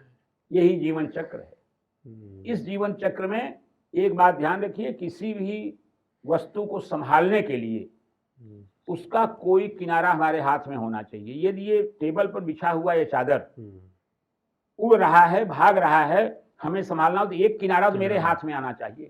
ये जीवन एक ऐसा रुमाल है जिसका 2 किनारा हमारे हाथ में नहीं, एक जन्म का किनारा और एक मृत्यु का किनारा, दोनों हमारे आपके हाथ में नहीं है। जन्म कब हो जाएगा कोई पता नहीं, कहाँ हो जाएगा कोई पता नहीं, किस परिस्थिति में होगा, किस घर में होगा, फुटपाथ पर हो गया, महल में होगा, हमारे हाथ में नहीं। जन्म का किनारा हाथ में नहीं, मृत्यु कब कहाँ कैसे होगी हमारे हाथ में नहीं। जब दोनों किनारे हमारे हाथ में नहीं तो फिर हमारे हाथ में क्या है। अब तो इस जीवन का सारा भार तुम्हारे हाथों में, इस पार हमारे हाथों में, उस पार तुम्हारे हाथों में। हे नीलकंठ हे डमरूधर, मैं तेरे किनारे आया हूं, प्रभुवर मुझको तो रख लेना, मैं तेरा सहारा पाया हूं। तो अब सब कुछ परमात्मा के लिए जब व्यक्ति समर्पण कर देता है तो उसको प्राइमरी का एजुकेशन, पहली पूजा गणेश जी की होती है। गणेश जी की जब हम पूजा करेंगे तो वो सिद्धि बुद्धि के मालिक, स्वयं ही हमें आगे आगे बताते चले जाएंगे, अंगुली निर्देश करते जाएंगे। अब तुमने प्राइमरी एजुकेशन प्राप्त कर लिया, अब जाओ अगले में एसएससी में जाओ, फिर एचएससी में जाओ, धीरे धीरे पीएचडी तक पहुंचा देंगे और जीवन हमारा पूर्ण हो जाएगा। लेकिन शुरुआत जिसने अच्छी नहीं की उसका अंत अच्छा नहीं होगा। इसलिए गणेश जी के प्रति जो आपके मन में भक्ति है, देश के हमारे भारतवासियों के मन में जो भक्ति है, गणेश की पूजा के बिना कोई पूजा हो नहीं सकती। जब हम गणेश की पूजा में ही नाना प्रकार की मिलावट करेंगे और केवल हम सोने की का पानी चढ़ाकर असली सोना भक्ति को साबित करने जाएंगे, कुछ भी पूरा नहीं होगा। हम अपने आप से कपट कर रहे हैं, कभी जीवन पार नहीं होगा। और अगर हम पूजा में किसी प्रकार की या जीवन के किसी भी काम में किसी भी प्रकार की गलती करते हैं तो हमें तो मालूम रहता है कि हम गलत कर रहे हैं। हमारी आत्मा को बार बार आत्मा मना करती है, कार्य मत करो और ये करो। तो गणेश जी महाराज विघ्न बाधाओं को अवश्य दूर करते हैं और व्यक्ति के जीवन में सुख शांति रिद्धि सिद्धि शुभ लाभ की स्थापना भी करते हैं। लेकिन व्यक्ति की भक्ति सही होनी चाहिए। और भक्ति में अगर कोई कहे कि धन लगता है, समय लगता है, कुछ नहीं। कितने लोग तो कहते हैं नहीं समय नहीं मिलता काम से। अरे भाई कितने बजे सो के उठते हो? 9 बजे, 8 बजे, 6 बजे उठ जाओ ना, समय ही समय है। आप समय कहाँ ढूंढ रहे हो? उसमें अपने वर्किंग टाइम में समय मत ढूंढो ना, थोड़ा जल्दी जाग जाओ, समय ही समय है। और उस समय में कोई व्यक्ति कोई काम नहीं करता। ब्राह्म मुहूर्त में 4 बजे के बाद से लेकर सवेरे 8 बजे तक तो कोई कुछ काम नहीं करता। 4 से 8 में खूब बढ़िया भक्ति हो सकती है, चाहे जो समय चुन लीजिए। एक घड़ी आधी घड़ी आधे में पुनियाद, तुलसी संगत साधु की कटे कोटि अपराध। एक घड़ी माने 24 मिनट, रोज 24 मिनट आप दीजिए, 24 घंटे में 24 मिनट, 24 घंटे में 24 मिनट। नहीं हो सकता आधी घड़ी 12 मिनट दे दो, नहीं हो सकता है आधे में पुनियाद 6 मिनट, तुलसी संगत साधु की कटाई कोटि अपराध, 6 मिनट करो। 6 मिनट भी कोई एकाग्र होकर भगवान की पूजा नहीं करता। पूजा अधिकांश लोग, सबकी बात करना ठीक नहीं, कितने लोग मंदिर में जाते हैं, कहते मारू कापड़ जरा बाहर काढ़ी ने मुंह की दे मारे जवानों छे, और अगरबत्ती जैसे भागने वाले हैं। अरे 6 मिनट तो दे दो कम से कम, 24 मिनट तो होना ही चाहिए। 24 मिनट पूजा एकाग्र होकर करने वाले बहुत कम लोग हैं, इसीलिए संसार में दुख है। और विशेष पूजा प्रत्यक्ष देवता के प्रति हमने जो आपको बताया कि सूर्य नारायण के 12 नाम, गणेश जी के 12 नाम, इनका जो जप करे प्रतिदिन, उसके जीवन में कोई कष्ट नहीं आएगा। लेकिन शर्त यह है कि सूर्य भगवान को, उगते सूर्य को जल दे देना चाहिए। जो व्यक्ति देर तक सोएगा उसके जीवन में पूर्ण सफलता का कोई योग नहीं बनेगा। जो भी मिल रहा है उसको, वो पूर्व जन्म के कर्म के अनुसार मिल रहा है। इस जन्म में वो गलतियां कर रहा है, आगे उसके जीवन में कष्ट आएगा, अगले जन्म में कष्ट आएगा। क्योंकि पुनर्जन्म को हम मानते हैं, पूर्व जन्म को मानते हैं। इसलिए सूर्य की उपासना के साथ गणेश की उपासना करनी चाहिए। सूर्य के साथ अगर गणेश की उपासना की गई तो बहुत सुंदर है। और 5 देव, शिव से हमारी कोई शत्रुता नहीं, शिव की उपासना करिए। विष्णु संसार को चलाने वाले, उनकी उपासना करिए। और सारे देवताओं की शक्ति, जैसे बिजली के साधनों को चलाने के लिए बिजली, वैसे सारे देवताओं की शक्ति, आदि शक्ति भगवती है। तो दुर्गा माँ की भी उपासना करनी चाहिए। ये 5 देवों की उपासना करिए। 5 तत्व का शरीर बना है, 5 बार उनका नाम ले लीजिए, जीवन सफल है। वाह, बोलिए गणपति गजानन महाराज की जय। एक गणेश वंदना कुछ करें। शिव नंदन दीन दयाल हो तुम, गणराज तुम्हारी जय होवे। शिव नंदन दीन दयाल हो तुम, गणराज तुम्हारी जय होवे। गणराज तुम्हारी जय होवे, महाराज तुम्हारी जय होवे। शिवनंदन दीन दयाल हो तुम, गणराज तुम्हारी जय होवे। हर डाल में तुम, हर पात में तुम, हर फूल में तुम, हर धूल में तुम, संसार के एक रखवाले हो। गणराज तुम्हारी जय होवे। शिवनंदन दीन दयाल हो तुम, गणराज तुम्हारी जय होवे। ओम गजाननं भूतगणाधिसेवितं कपित्थजम्बो फलचारुभक्षणं उमासुतं शोकविनाशकारकं नमामि विघ्नेश्वरपादपङ्कजम्। ॐ गङ्गणपतये नमो नमः। श्री सिद्धिविनायक नमो नमः। श्री अष्टविनायक नमो नमः। गणपति बाप्पा मोरिया। बोलिए गणपति गजानन महाराज की जय। ओम शांति शांति शांति। शुभ शांतिर्भवतु। स्वस्ति न इंद्रो वृद्धश्रवाः स्वस्ति नः पूषा विश्ववेदाः स्वस्ति नस्तारक्षो अरिष्टनेमिः स्वस्ति नो बृहस्पतिर्दधातु। शांति शांति शांति शांतिर्भवतु। सर्वारिष्ट शांतिर्भवतु। सर्वे भवन्तु सुखिनः सर्वे सन्तु निरामया सर्वे भद्राणि पश्यन्तु मा कश्चित् दुःख भाग् भवेत्। बोलिए सच्चिदानंद भगवान की जय।